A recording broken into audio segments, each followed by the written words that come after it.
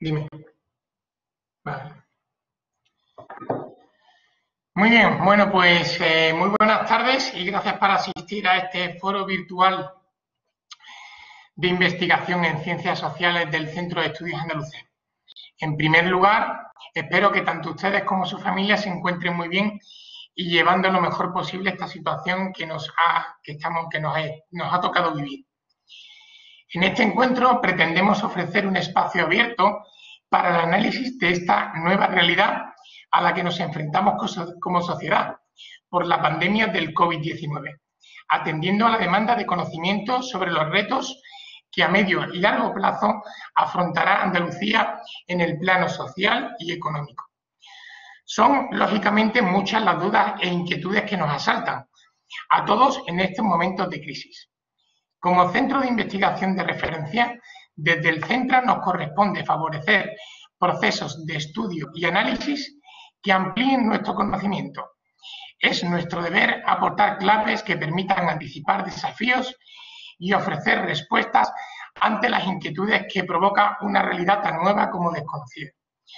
Uno de los instrumentos para la generación de conocimiento es la convocatoria de proyectos de investigación del centro, única iniciativa de ámbito público en Andalucía destinada a financiar proyectos en el campo de las ciencias sociales. La última convocatoria de 2019 se resolvió con la selección de 16 proyectos, de un total de 168 solicitudes, dirigidos para investigadores de multitud de universidades. 16 proyectos que han sido objeto de una doble evaluación externa por parte de especialistas en cada línea de investigación propuesta y de la Agencia Estatal de Investigación. Proyectos que sin duda ayudarán a conocer, comprender e interpretar mejor el presente y el futuro de Andalucía que tenemos que construir juntos. La investigación es un proceso que requiere tiempo y dedicación. Y gracias a iniciativas como esta, los investigadores cuentan con recursos para abordar sus proyectos con garantías. Es por ello que en esta convocatoria del 2020 al 2022 invertiremos más de 420.000 euros para el desarrollo de estos 16 nuevos proyectos de investigación, un 16% más que en la edición anterior. Impulsar conocimiento de interés público y contribuir a la toma de decisiones para el desarrollo de nuevas políticas es, en definitiva, lo que nos hace útiles como entidad pública, más si cabe en unas circunstancias tan excepcionales como las que estamos viviendo. En la primera convocatoria del pasado martes conocimos los proyectos incluidos en las líneas de conocimiento Andalucía en el escenario global y claves para el desarrollo futuro, las cuales pueden volver a visualizar en nuestra web si les interesa. Y en esta segunda convocatoria del jueves, los correspondientes a la línea de bienestar y realidad social y políticas públicas y gobierno abierto. A continuación, presentamos un pequeño vídeo resumen que dará lugar a las intervenciones de los IP, quienes presentarán sus proyectos con más profundidad. Finalmente, daremos un tiempo para formular todas aquellas dudas que puedan surgir a través de nuestro chat, que se habilitará cuando termine la sesión para ello. Muchas gracias y dentro vídeo, por favor.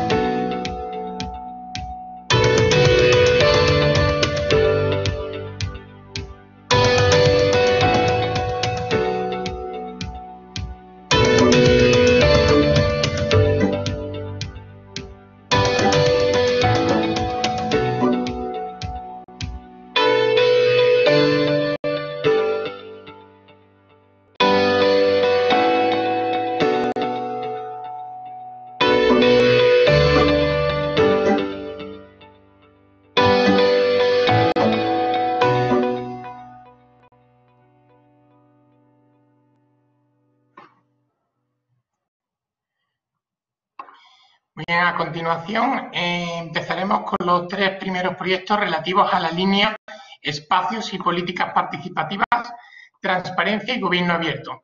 En primer lugar, tomará la palabra Juan Sebastián Fernández Prados, profesor titular de Sociología de la Universidad de Almería, que nos hablará del proyecto Ciudadanía Digital entre los jóvenes andaluces, ciberactivismo y cibermovimientos sociales en Andalucía. Adelante, Juanse, cuando quieras, por favor. Hola, muy buenas tardes. Mientras que comparto la presentación, quisiera en primer lugar agradecer al Centro de Estudios Andaluces la confianza depositada no solamente en mi persona, sino también en todo un equipo de investigadores que en su mayoría son o somos de la Universidad de Almería, ¿no? Bueno, y también quería transmitir un saludo y un aliento y de ánimo también a todos los que están escuchando o viendo esta presentación y este webinar. Bueno, pues como bien decía el director de Centra, Tristán, bueno, el título de nuestro proyecto es Ciudadanía Digital entre los jóvenes andaluces, con este subtítulo dedicado a identificar las claves del ciberactivismo y de los cibermovimientos sociales en Andalucía, ¿no? Como bien decía, un trabajo o un proyecto enmarcado dentro de la opción colectiva, donde estamos fundamentalmente investigadores de la Universidad de Almería, una decena de investigadores de la Universidad de Almería, pero también hay algún miembro de la Universidad Complutense de Madrid, especialista en participación digital, y de Málaga, ¿no? Los objetivos de este proyecto son básicamente 3. En primer lugar, es conocer la realidad de la ciudadanía y el activismo digital de los jóvenes andaluces. Y, por otra parte, el segundo objetivo principal sería detectar las transformaciones que están suponiendo las tecnologías de la información y la comunicación en las entidades del tercer sector de acción social en Andalucía. Estos 2 objetivos cumplirían con un tercero que pretende cotejar los resultados de esos objetivos anteriores para proponer, en definitiva, orientaciones o sugerencias para mejorar la ciudadanía digital entre los jóvenes andaluces y también el proceso de digitalización del tercer sector de acción social en Andalucía, ¿no?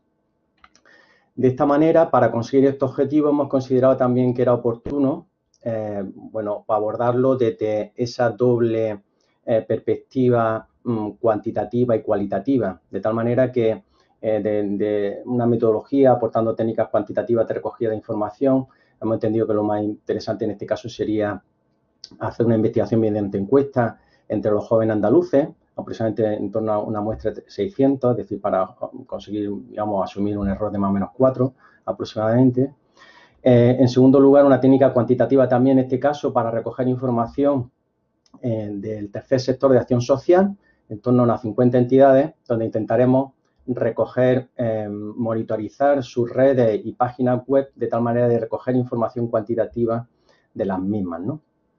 Y por otra parte, como decía, técnicas cualitativas que lo que pretenden, por una parte, entre los jóvenes andaluces, pues organizar una serie de grupos de discusión donde recoger sus discursos y de la misma manera también por parte de las entidades del tercer sector, pues llevar a cabo y administrar una serie de entrevistas en profundidad, digamos, a los gestores, responsables, community managers de todo este proceso de digitalización de las entidades del tercer sector.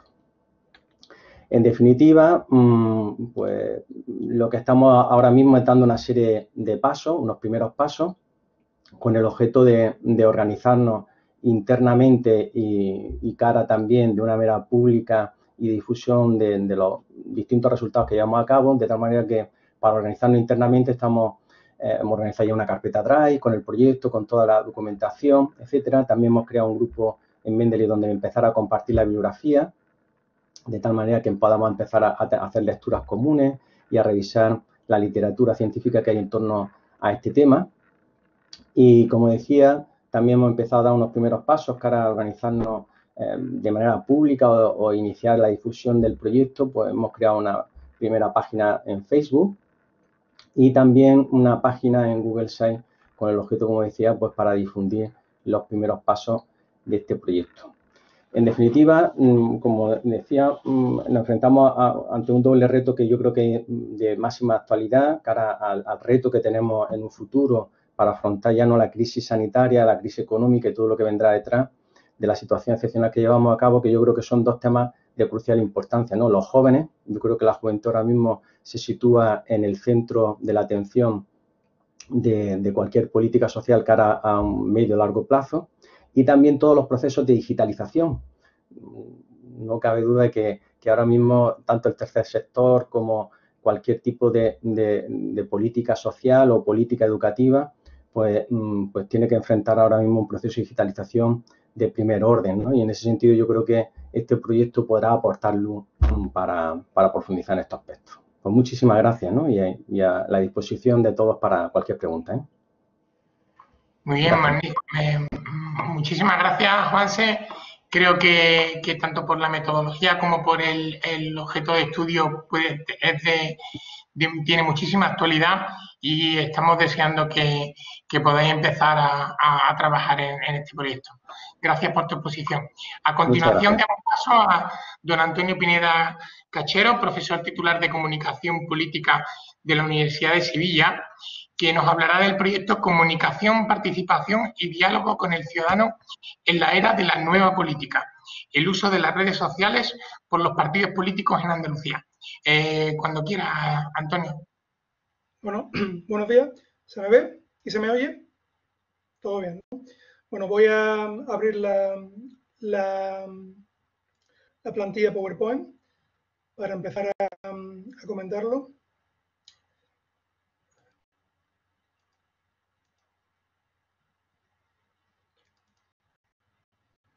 Bueno.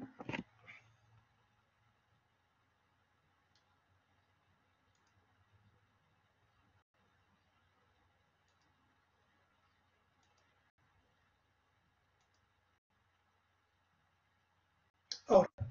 Sí, bueno, como tenéis ahí la presentación, ante todo, gracias al Centro de Estudios Andaluces por permitirnos presentar aquí nuestras propuestas. El título de nuestro proyecto es Comunicación, Participación y Diálogo con la Ciudadanía en la era de la nueva política, y nos centramos en el uso de las redes sociales por parte de los principales partidos de la comunidad autónoma. Además de mí, como investigador principal, forman parte del proyecto los siguientes profesores: Alberto Hermida Congosto, Ana Isabel Barragán Romero, Bianca Sánchez Gutiérrez, Elena Bellido Pérez, Irene Liberia Vallá, Jorge David Fernández Gómez, María del Mar Rubio Hernández y Víctor Hernández de Santolaya Aguilar. La mayoría de nosotros formamos parte de la Universidad de Sevilla. Muy brevemente os comento la idea principal del proyecto, que la tenéis aquí. La idea es hacer un estudio sistemático y longitudinal de la comunicación que los principales partidos políticos andaluces, es decir, los 5 que tienen representación parlamentaria, mantienen con la ciudadanía en redes sociales, con el fin de comprobar si es una comunicación realmente interactiva y participativa. La idea básica del proyecto es, dado que las redes sociales, al igual que otros nuevos medios, proporcionan la posibilidad de hacer una comunicación de tipo horizontal, de tipo completamente participativo, ver si la clase política, en su uso de esas redes sociales, está respondiendo a ese potencial que ofrece la tecnología. En ese sentido, los dos principales objetivos generales del proyecto son, en primer lugar, contribuir al conocimiento que hay en torno al uso político de las redes sociales en Andalucía y al debate también sobre la nueva política y cómo los partidos se relacionan con los ciudadanos. En ese sentido, la idea de la nueva política es una variable importante porque pretendemos ver si los partidos que han surgido últimamente, sobre todo Podemos, Ciudadanos, Vox, en torno a los cuales surgió la etiqueta de la nueva política, ver si su conducta comunicativa es distinta a la de los partidos tradicionales. Y el segundo objetivo general es analizar cómo se usan estas redes. En concreto, estudiamos Twitter, YouTube e Instagram por parte de los partidos. Todo esto, por supuesto, lo relacionamos en el contexto actual con la gestión de la crisis del COVID-19, con la gestión de la crisis sanitaria. Lo mismo ocurre, de hecho, con los objetivos específicos. Son muchos, no los voy a comentar aquí, pero sí hay que tener en cuenta que en 5 de ellos se ha tenido en cuenta la variable de la pandemia. Por ejemplo, si vemos el cuarto objetivo específico, que originalmente es discernir las funciones que cumplen los mensajes de los partidos en redes sociales, ahora también tenemos que tener en cuenta qué funciones cumplen en relación con la información relativa a la pandemia, ¿vale? En el sentido, por ejemplo, una función que hemos incorporado posible sería que los partidos informen de manera objetiva, de manera aséptica, de manera científica sobre esta crisis sanitaria. Otra función posible sería que usen las redes sociales de manera puramente propagandística para conseguir réditos políticos. Otra sería ver si en el contexto de la crisis están difundiendo fake news, bulos, etc. ¿Vale? En ese sentido, ver un poco el grado de responsabilidad con el que se están utilizando estas redes sociales. Bien, otra variable que tenía en cuenta el Centro de Estudios Andaluces a la hora de la convocatoria de estos proyectos era la idoneidad de los resultados. En ese sentido, el proyecto es interesante porque cubrimos todo el proceso comunicativo, emisor, mensaje, receptor, y además pensamos que tiene dos puntos importantes en cuanto a la aplicabilidad directa y a su utilidad social. Por un lado, educar a la ciudadanía para potenciar su participación en la comunicación política, y por otro lado también tiene una parte prescriptiva en cuanto a la clase política y a los partidos, en el sentido de intentar evaluar e intentar que su comunicación online sea lo más horizontal y lo más participativa posible. Voy directamente ya al periodo de estudio. Originalmente no teníamos en cuenta la variable de la pandemia, pero ahora mismo, inevitablemente, dado que toda la comunicación política en nuestro país está orientada a la discusión del coronavirus, hemos delimitado un contexto ordinario anterior a la crisis, un contexto pleno de crisis sanitaria, y también queremos ver si hay diferencias en un contexto de la nueva normalidad que llegará una vez termine la desescalada. Y ya, como no hay mucho tiempo, termino con la metodología. Simplemente mencionar que bueno, vamos a hacer una triangulación metodológica. Tenemos en cuenta técnicas tanto cuantitativas como cualitativas. Las cuantitativas son el análisis de contenido, que es de donde vamos a sacar la información de las redes sociales, como decía antes, Twitter, YouTube e Instagram. Y por otro lado, un diseño experimental con 400 sujetos que pretendemos estudiar en las 4 ciudades más pobladas de la autónoma: Córdoba, Granada, Málaga y Sevilla. En cuanto a la parte cualitativa, tenemos previsto hacer focus groups para ver la percepción de los usuarios en cuanto a la conducta de los partidos, y para analizar también estos últimos, queremos hacer entrevistas en profundidad con los responsables de las formaciones políticas y también con los responsables de comunicación, para tener una visión interna de cómo se gestiona esa comunicación política en la web. Y bueno, creo que ya no tengo más tiempo, así que lo dejo aquí y muchas gracias por la atención.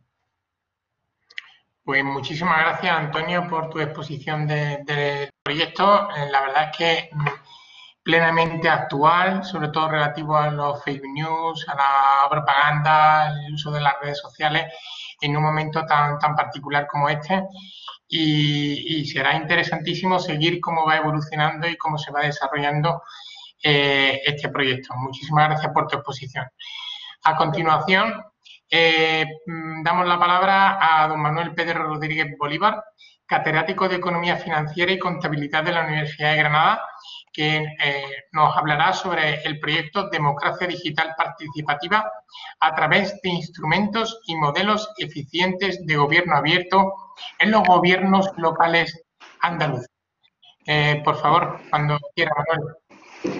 Bueno, buenos días. En primer lugar, me gustaría, lógicamente, dar las gracias al Centro de Estudios Andaluces, representado, lógicamente, por su director Tristán, y también a la comisión por entender que proyectos como los que se presentan hoy, y en particular el nuestro, podría ser un proyecto interesante, no para financiarlo, que la financiación al final yo entiendo que es lo de menos, sino para emprenderlo y poder dar un avance al conocimiento y a la transferencia de conocimiento que hacemos desde las universidades a la sociedad. Por tanto, por un lado, dar las gracias al Centro de Estudios Andaluces y en este caso, agradecerle también a la comisión esa valoración. También quisiera, lógicamente, agradecer a todos los participantes por el interés que tienen de estar en este webinar, en el que todo y cada uno de mis compañeros y yo personalmente pues vamos a intentar dar unos pequeños esbozos de cuáles van a ser nuestros proyectos y qué es lo que pretendemos con ellos dar un avance en nuestro conocimiento y también en la sociedad andaluza. Sin más dilación, voy a presentarle de manera lo más escueta posible, pero quizá lo más completa que pueda, al proyecto que nosotros presentamos y que ha sido objeto de financiación por parte del Centro de Estudios Andaluces. Nuestro proyecto, como se ha comentado, se denomina Democracia Digital Participativa a través de instrumentos y modelos eficientes de gobierno abierto en los gobiernos locales andaluces. El investigador principal soy yo, Manuel Pedro Rodrigo Rivas, catedrático de la Universidad de Granada, pero este proyecto donde habla sobre el gobierno abierto no tendría mucho sentido si los investigadores proceden solamente de un área y, por tanto, el equipo investigador en el que vamos a intentar desarrollar este proyecto proceden de distintas universidades y al mismo tiempo de diversas perspectivas y áreas diferentes que nos puedan dar una mejor aproximación a este análisis del gobierno abierto en los gobiernos locales. Por ello, hay gente de la propia Universidad de Granada, como la profesora Laura Alcaide, gente de la Comunidad Autónoma, de la Universidad Autónoma de Madrid, como Iván Cantador, Óscar Delgado o Juan Ignacio, y también gente de la Universidad Internacional de La Rioja. Y también tenemos gente de distintas perspectivas, como decía, para poder abordar el problema desde distintas perspectivas. Tenemos gente que somos especialistas en gobierno digital y en administración pública. Tenemos gente que son técnicos informáticos, como por ejemplo Iván o Óscar. Tenemos gente del área de política, como por ejemplo Juan Ignacio. Tenemos gente también del área de organización, como Cristina. Con ello lo que pretendemos es dar una visión lo más completa y amplia del fenómeno que nosotros pretendemos analizar. El objetivo principal de nuestro proyecto no es ni más ni menos que intentar diseñar modelos de gobierno abierto con la utilización de nuevas y emergentes tecnologías. Cuando hablamos de nuevas y emergentes tecnologías, estamos refiriéndonos fundamentalmente a las tecnologías que ahora, en el último momento, se están incorporando a las administraciones públicas, como puede ser, por ejemplo, la tecnología blockchain. Y lo que se intenta es avanzar en esas políticas integradoras e innovadoras dentro de la administración pública para facilitar dos cosas. Por una parte, la participación pública en la toma de decisiones públicas, pero también para mejorar a través de la compartición de conocimiento, la innovación y el conocimiento creado en base a los distintos asuntos sociales que pudieran dar lugar. Por ello, ese objetivo principal de ese proyecto, nosotros lo hemos estructurado en 3 objetivos generales.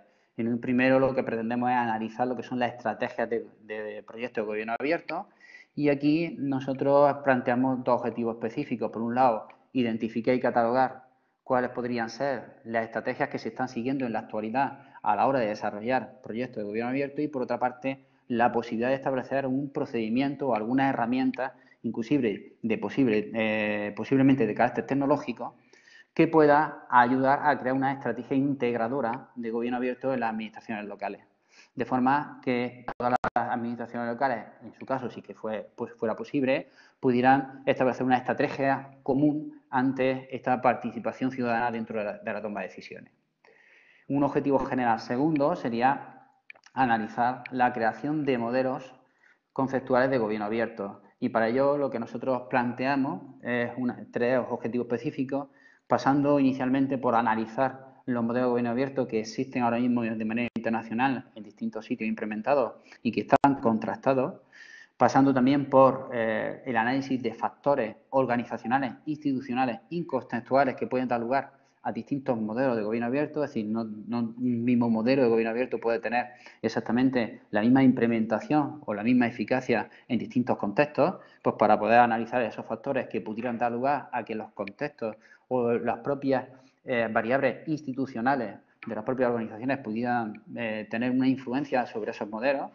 Y finalmente, ¿qué impacto puede dar lugar esos modelos de gobierno abierto sobre la participación ciudadana, sobre la sostenibilidad económico, social y medioambiental y sobre la confianza de los ciudadanos en los gobernantes políticos? De esta forma, lo que pretendemos al final con este objetivo segundo es observar la posibilidad de establecer distintos modelos, distintas taxonomías de modelos o catalogación de modelos que pudieran dar lugar de gobierno abierto dependiendo de los distintos contextos en los que se aplican, dependiendo de las distintas estrategias que ya se han analizado en el objetivo general número 1 y también atendiendo al impacto o a los resultados que se pretendan conseguir con esos modelos de gobierno abierto a la hora de implementarse dentro de la administración local. Y finalmente, en un objetivo general tercero, nosotros lo que pretendemos es analizar la innovación pública y también la innovación en relación a la participación ciudadana mediante el uso de tecnologías emergentes. En este caso, planteamos también 3 objetivos específicos, donde pasamos por un lado por analizar lo que son iniciativas y experiencias participativas en temas de innovación, pasando también por establecer o diseñar formas innovadoras de participación ciudadana con la implementación de las tecnologías emergentes, o bien la de crear, que es donde nosotros queremos llegar, crear instrumentos para poder evaluar los modelos de gobierno abierto mediante utilización de las tecnologías nuevas y emergentes. Todo esto, en todo este contexto de creación de un modelo de gobierno abierto en el que la participación ciudadana se convierte en el centro del discurso político y de la toma de decisiones públicas, está inmersa, lógicamente, esta situación de coronavirus en la que nosotros nos encontramos, es decir, la de poder captar, por un lado, también la opinión pública para la toma de decisiones en este tipo de situaciones y también, lógicamente, captar conocimiento no solamente de la opinión pública, sino también de la comunidad científica a la hora de desarrollar medidas y desarrollar también medicamentos u otros elementos que pudieran combatir al COVID-19.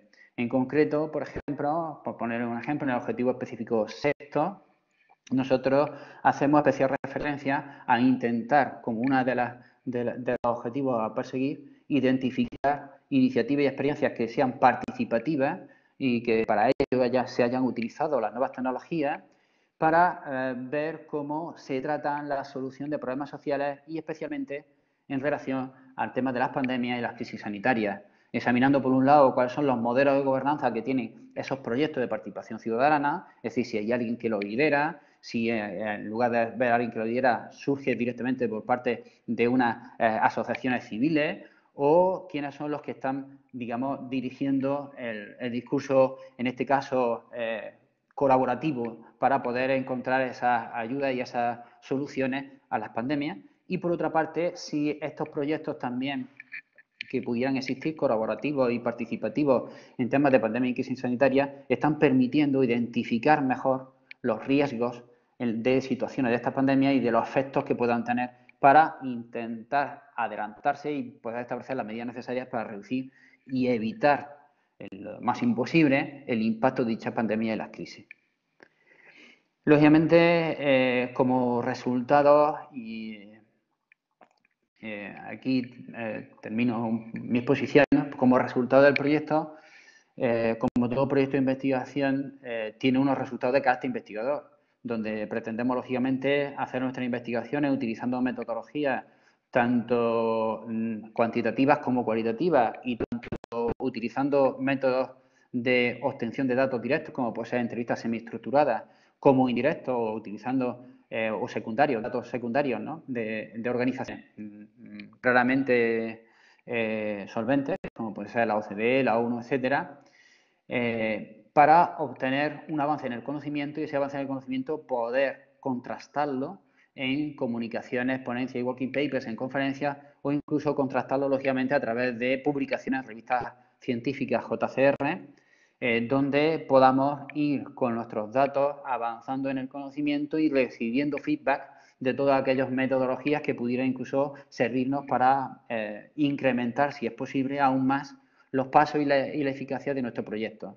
Pero, lógicamente, este proyecto no sería importante, entendemos, si no tiene un resultado de transferencia, es decir, si no transferimos ese conocimiento a la sociedad. Y para ello planteamos la creación de una herramienta participativa o al menos un procedimiento o un proceso para poder diseñar estrategias de gobierno abierto, que sería, digamos, nuestro objetivo inicial del objetivo 1 como transferencia de conocimiento. Para el objetivo 2 planteamos establecer una taxonomía y modelo de gobierno abierto y para el objetivo 3 lo que planteamos como transferencia de conocimiento sería la creación de una herramienta participativa fundamentalmente basada en tecnologías emergentes como blockchain para la evaluación de esos proyectos de gobierno abierto.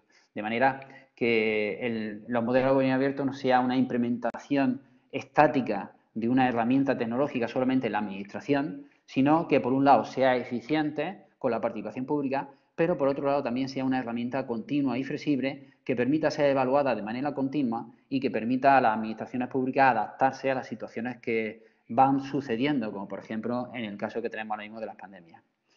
Bueno, pues muchísimas gracias por la atención y dejo aquí mi exposición. Por supuesto, estaré encantado de contestar cualquier sugerencia o cualquier pregunta que tengan sobre esta presentación. Pues muchísimas gracias, Manuel, por la presentación. Sin duda, si antes estábamos abocados de una manera u otra al Open Government, al gobierno abierto y a la participación ciudadana, ahora hay más que cabe con la utilización masiva que estamos utilizando gracias a las nuevas tecnologías y poder acercar, que sirva también con esto de instrumento para acercar la administración pública al ciudadano y también aumentar la transparencia de la misma. Muchísimas gracias. Pasamos a continuación a la línea de bienestar y realidad social, donde se van a presentar 4 proyectos. Sobre el primero de ellos nos hablará doña Mónica Domínguez Serrano, profesora titular de Métodos Cuantitativos de la Universidad Pablo de Olavide de Sevilla, que nos hablará sobre el proyecto Capacidad y Bienestar en las Familias Andaluzas, miradas desde la etapa adulta y la infancia en las condiciones de vida de niños y niñas de Andalucía, de Cabifán. Adelante, Mónica, cuando quieras. Muy bien, muchas gracias. Creo que se ve, ¿verdad? Perfecto. Pues en primer lugar, muchas gracias. En primer lugar, pues me gustaría felicitar al resto de compañeros y compañeras por los proyectos que están presentando y por el hecho de haber conseguido financiación, que es fundamental en esta etapa especialmente dura a la que nos vamos a enfrentar, entiendo. Y, por supuesto, agradecer al Centro de Estudios Andaluces el haber hecho esta apuesta y el haber apostado por ella aún en esta situación especialmente compleja. Así que muchas gracias. Voy a tratar de ser muy respetuosa con los tiempos para respetar sobre todo los tiempos de mis compañeros, así que paso directamente a la exposición del proyecto. Bueno, en primer lugar, pues como el resto de mis compañeros que me han antecedido, pues yo soy la IP del proyecto, pero este proyecto es fruto del trabajo de un grupo de investigadoras que venimos trabajando previamente y que nos animamos a presentarnos a esta convocatoria y en la que, bueno, me gustaría que presentároslas muy brevemente. Lucía del Moral Espín, de la Universidad de Cádiz, y Margarita Vega Rapún y Juana Lamote de Griñón, que ambas son del Center for Time Use Research, que está adscrito a la University College of London. Y bueno, el nexo que tenemos todas, somos economistas, politólogas y sociólogas. Todas somos andaluzas y todas hemos venido trabajando sobre todo en el tema de los usos de los tiempos, es el nexo común que tenemos, y algunas llevamos más tiempo trabajando en infancia y otras menos, pero sí que tenemos un grupo relativamente consolidado en ese sentido. Muy brevemente me gustaría justificar un poco el porqué y el qué nos ha llevado a solicitar ese proyecto en concreto. Y es que el análisis del bienestar, especialmente en el tema de la infancia, es muy relevante. Se pone de manifiesto en muchas de las convocatorias que se hacen, en muchos de los planes y demás. Sin embargo, no existe un desarrollo suficientemente amplio todavía ni del concepto ni, por supuesto, de las metodologías asociadas para estudiarlo. A pesar de que la Convención sobre los Derechos del Niño ya en 1989 marcaba la necesidad de abordar el tratamiento de los niños y las niñas como sujetos de derecho, pues todavía es algo que está muy por desarrollar. Entonces nosotros lo vemos como una gran oportunidad, sobre todo en un contexto normalizado andaluz, porque sí que es verdad que hemos venido trabajando en esto en contextos internacionales y sí que hay un amplio desarrollo en este sentido, pero no desde la óptica que le venimos dando. Y la verdad es que las últimas conferencias a las que hemos ido, los últimos papers publicados han tenido bastante aceptación y creemos que es una oportunidad única para avanzar en esto también desde Andalucía. Desde el punto de vista metodológico nos planteábamos qué marco teórico nos podía servir de base para analizar esto, y durante unos años ya hemos estado contrastando cómo el enfoque de las capacidades nos proporciona este marco de una manera muy útil, porque nos permite tratar a los niños y a las niñas ya no tanto como lo que van a llegar a ser, que era una visión más tradicional en el estudio de la infancia, como becomings, sino como beings, es decir, como seres, y no como una fase de transición, como sujetos de derecho en sí mismos en la etapa en la que se encuentran viviendo actualmente. En este sentido, desde el punto de vista metodológico en sí, veíamos que era fundamental desarrollar herramientas que nos permitiese acercarnos a esta medición y a este análisis del bienestar desde un punto de vista ampliado del bienestar, multidisciplinar, y aquí es donde surge, en el contexto en el que surge nuestro proyecto, que como objetivo general pues tiene eso, el abordar desde este enfoque de las capacidades cómo los niños y las niñas en los senos de las familias andaluzas viven su propio bienestar, ven su propio bienestar, y también contrastar con una visión adulta, pero no exclusivamente con esa visión adulta con la que se venía estudiando. Y por otra parte, como un segundo gran objetivo, el desarrollar indicadores y metodologías de medición de esta nueva visión del concepto de bienestar. Para ello nos planteábamos 4 objetivos específicos que están más desarrollados, pero bueno, por resumir aquí muchos, son estos 4 que tienen aquí. En primer lugar, pues seguir avanzando, esto es algo que ya venimos haciendo, pero es seguir avanzando en el concepto multidisciplinar ampliado del bienestar en la infancia. Un segundo objetivo específico sería el desarrollo específico de herramientas tanto cualitativas como cuantitativas para abordar esta nueva visión de bienestar ampliada, como decimos. Y aquí sí que hay una cuestión sobre la que me gustaría dedicar un par de palabras, y es que es el tema de los usos del tiempo.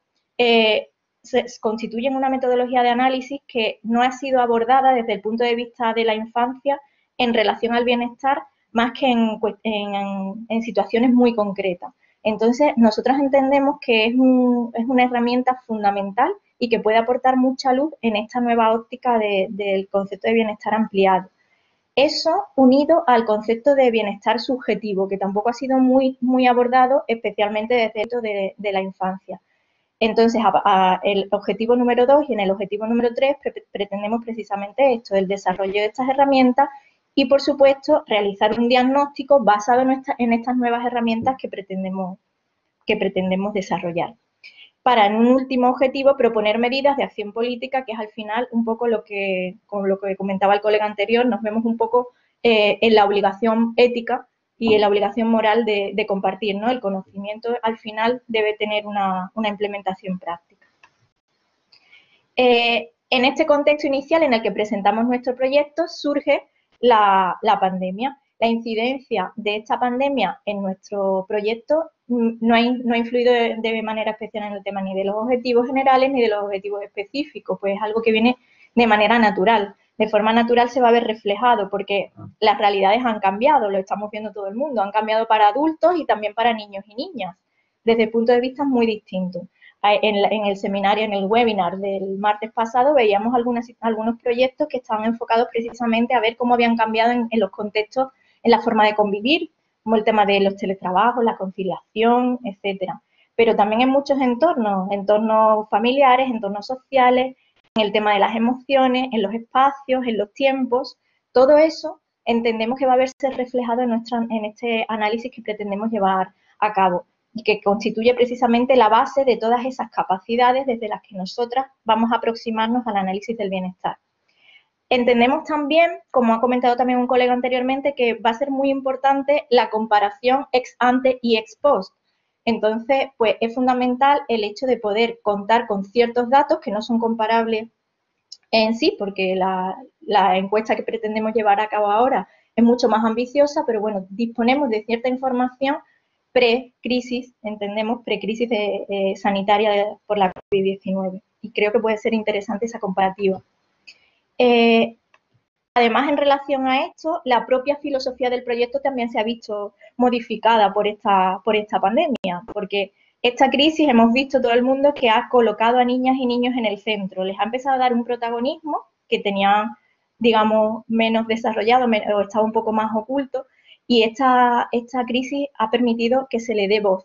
Entonces, entendemos que también podemos realizar un gran aporte en este sentido, porque va a ser fundamental de cara a las propuestas políticas a futuro. Por ser muy breve en el tema metodológico, hemos entendido que no era oportuno el meternos en detalle, pero sí nos gustaría dar unos grandes ejes directores. Como he comentado brevemente, nos basaremos en el enfoque de las capacidades, en el análisis de los usos del tiempo, desde un enfoque participativo de los niños y las niñas, y también, como he comentado también, de los padres, las madres y tutores, sobre todo, con un enfoque de género, porque es en el que venimos trabajando desde siempre en el grupo, y desde el punto de vista de técnicas, pues nos basaremos también en un método mixto. Compaginaremos tanto técnicas cualitativas como técnicas cuantitativas, que es el segundo punto fuerte que tiene el grupo de investigación. Pues tenemos especialistas tanto en unas áreas como en las otras. En concreto, pues asociado a esos objetivos que planteamos antes, pues una primera parte relacionada más con el desarrollo del concepto teórico, nos basaremos en revisiones sistemáticas de la bibliografía, además de experiencias previas que tenemos, de redes y demás en relación a estas temáticas. En relación al diseño e implementación de herramientas específicas, pues como he comentado, herramientas cuantitativas y herramientas cualitativas. Tenemos la idea de realizar workshops y también, en base a los resultados obtenidos con estos workshops, diseñar las herramientas para la recogida de información, herramientas cuantitativas tipo cuestionarios. Y finalmente, con esta información, realizar un diagnóstico basado tanto en el análisis del discurso, sobre la parte cualitativa sobre todo, y el análisis estadístico y econométrico un poco más avanzado en relación a los datos que podamos obtener mediante las herramientas cuantitativas. Y creo que de manera muy resumida esto es lo que quería contar. Y nada, para cualquier cuestión o profundizar en cualquiera de las cosas que he comentado, pues quedo a vuestra disposición. Muchas gracias. Pues muchísimas gracias. Como comentabas en tu intervención, a los niños están precisamente en el centro del foco de la crisis social y económica que nos enfrentamos, y estamos ávidos de que podáis empezar ya a trabajar y a recoger datos que sin duda serán muy útiles para diseñar políticas nuevas ante la nueva situación que se nos plantea. Muchísimas gracias de nuevo por tu presentación. A continuación tiene la palabra doña Paz Elibe Muñoz, profesora de Psicología Evolutiva y de la Educación de la Universidad de Jaén, que nos hablará sobre el proyecto Acoso LGTBI y fóbico en adolescentes andaluces, una realidad invisibilizada. Por favor, Paz, cuando quieras. Gracias. Buenos días. Bien, ¿se ve la presentación? Sí. Buenos días. En primer lugar, agradecer, como no podía ser de otra forma, al Centro de Estudios Andaluces que haya seleccionado, y a la comisión que haya seleccionado, que le haya parecido relevante este proyecto, que a nosotros nos lo parece, y que lo vaya a financiar, lo cual es una alegría más en estos tiempos, y dar la enhorabuena también al resto de proyectos que han sido seleccionados. Así que muchas gracias al Centro de Estudios Andaluces, muchas felicitaciones al resto de proyectos. Y dar las gracias también a las personas que están presentes en este webinar. Bien, por cuestiones de tiempo voy a ser muy entro de lleno al tema del proyecto. Este proyecto, Acoso LGBTQ+ fóbico en adolescentes andaluces, una realidad invisibilizada, que no invisible. Lo presentamos, yo soy la investigadora principal, soy de la Universidad de Jaén, pero evidentemente lo presentamos un equipo de personas que llevamos años trabajando juntos en un grupo de investigación que es el IASET, que son los profesores Rosario del Rey, Joaquín Mora, Mónica Ojeda, Javier Ortega y Virginia Sánchez de la Universidad de Sevilla y Noelia Muñoz de la Universidad de Loyola de Andalucía. Todos somos profesores de psicología y especialistas o específicamente del área de psicología evolutiva y de la educación, con lo cual el enfoque del proyecto viene marcado por este enfoque psicoeducativo y del desarrollo. Bien, la primera cuestión es ¿por qué este proyecto?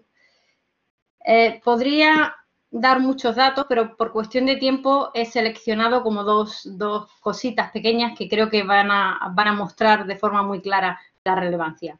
La semana pasada, la Agencia Europea por los Derechos Fundamentales hizo público los resultados de una macroencuesta con 140.000 personas LGBTI de 15 años en adelante, de 30 países, todos los de la Unión Europea más 2 más, y lo que presento a continuación son algunos de los datos de España.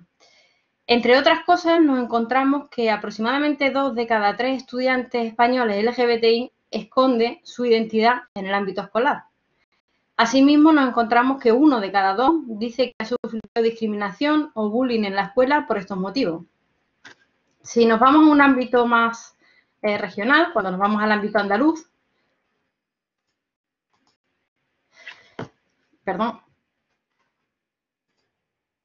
los resultados no son muy distintos. Tenemos pocos estudios, pero los pocos estudios que tenemos van en la misma dirección. Un estudio que hizo el año pasado el Observatorio Andaluz contra la homofobia, la bifobia y la transfobia sobre actitudes señalaba que casi 1 de cada 2 alumnos decía haber presenciado algún tipo de homofobia o transfobia en su entorno. Nuestro propio equipo ha hecho algunos estudios exploratorios sobre esto, centrándonos en la victimización y en la cibervictimización, y los datos van en la misma línea que los nacionales, que los internacionales, y es que la prevalencia tanto de la victimización como de la cibervictimización entre alumnado LGBTI, en nuestro caso valoramos heterosexual frente a homosexual, es casi del doble. Con lo cual, bueno, las cifras hablan por sí solas. Parece que es evidente que hay algunos objetivos clave de la educación que no se están pudiendo cumplir o que no se están cumpliendo y parece que se están vulnerando de forma grave los derechos de una parte de nuestros menores que no pueden desarrollarse y no pueden desarrollar su personalidad, su potencial, porque de alguna forma son dañados, ¿no? Teniendo en cuenta esta situación, el objetivo general de nuestro proyecto va a ser justamente visibilizar este acoso LGBTQ más fóbico. Visibilizarlo, intentar sistematizarlo, intentar evaluarlo, es decir, este objetivo general, somos conscientes de que es muy amplio, lo vamos a abordar a través de 5 objetivos más específicos. El primero de ellos será revisar y establecer una conceptualización y una medida clara de este tipo de acoso. Uno de los problemas con los que nos encontramos a día de hoy es que cuando revisamos la literatura sobre acoso LGBTQ+fóbico, no es muy amplia, pero desde la última década ya sí que empieza a ser muy amplia, pero uno de los problemas es la gran disparidad conceptual. Casi que no hay 2 artículos que lo midan y luego que lo consideren de la misma forma. Hay estudios que hablan de la orientación sexual, en otros se incluye la identidad, en algunos, en los menos, se incluye la expresión de género. Por tanto, el primer objetivo será establecer un marco conceptual claro, definir de forma clara a qué nos referimos cuando hablamos de ese tipo de acoso y cuáles son las formas en las que se ha venido midiendo. A partir de ahí, nuestro segundo objetivo será desarrollar un instrumento de evaluación de este tipo de acoso de amplio espectro. De amplio espectro en el sentido de que queremos incluir toda la diversidad afectivo-sexual y no solo la orientación sexual, que es lo que habitualmente se tiene en cuenta. Creemos que la expresión de género es un elemento clave en las escuelas y es una de las razones por las que los menores son castigados, entre comillas, ¿no?, por otros compañeros. Pretendemos, por tanto, analizar la prevalencia en los entornos escolares de este tipo de acoso y discriminación, así como sus principales factores de riesgo. En este tipo de acoso, a diferencia del bullying tradicional, del que ya sabemos mucho, sabemos que lo que está a la base no son tanto las normas del grupo o clase, sino los prejuicios, los estereotipos y la normalización de la violencia a nivel social, es decir, asumir que hay grupos o hay condiciones o hay características que hacen normal, en cierto sentido, que se vulneren los derechos de otras personas.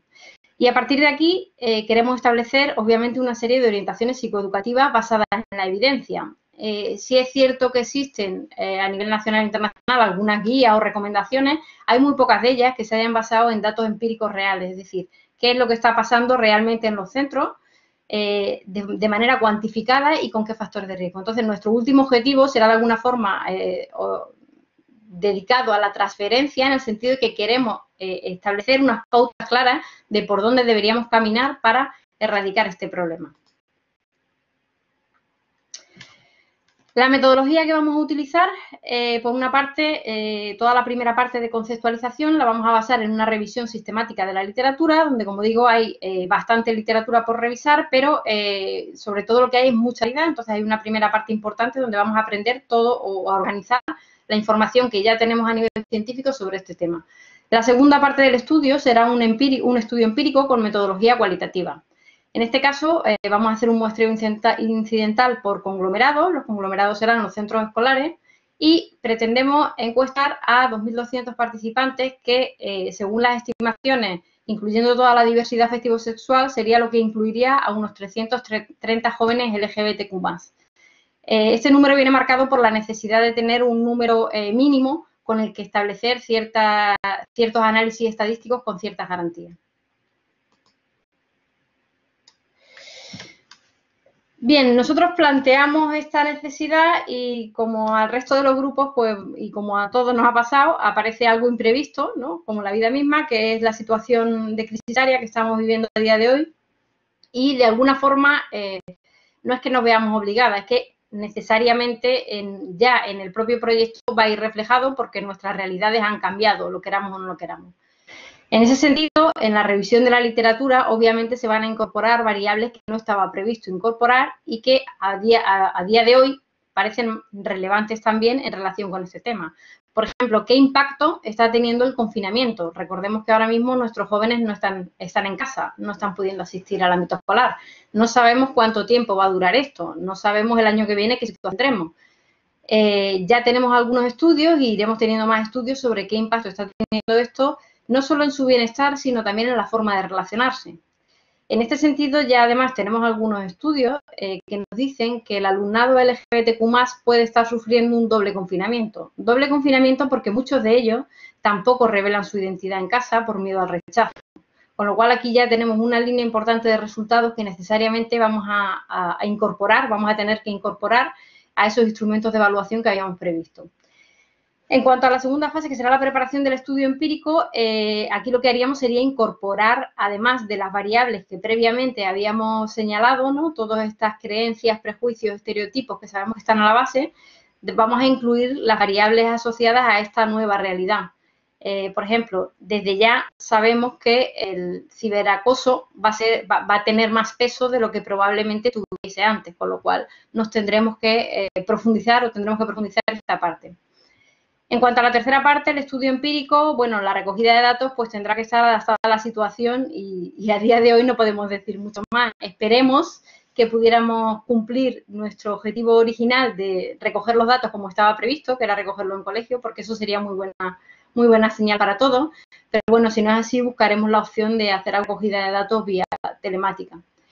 Y por último, en el análisis de datos, pues obviamente todas estas variables que hemos incluido en la revisión de la literatura y por tanto en la evaluación van a estar recogidas. Por tanto, en esos informes finales, así como esos artículos donde se ponga de manifiesto cuál es la realidad andaluza en cuanto a esta problemática y donde hagamos las propuestas, evidentemente van a estar recogidas todos estos aspectos que han ido apareciendo y que todavía no sabemos todavía ni cuáles son. Vamos sabiendo algunos, pero iremos sabiendo más.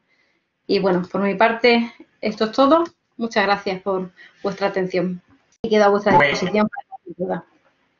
Muchísimas gracias, Paz, por tu presentación. Sin duda muy interesante, una muestra bastante amplia. Estamos y sobre todo por la concretud de los datos y tener datos recientes en Andalucía, un proyecto muy interesante. Muchas gracias.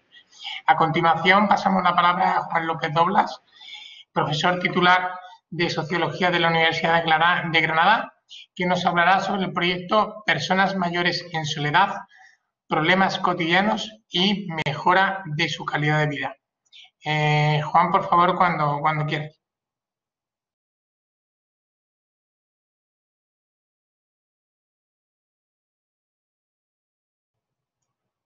No se te escucha. Sí, perdón. Ahora. Perdón.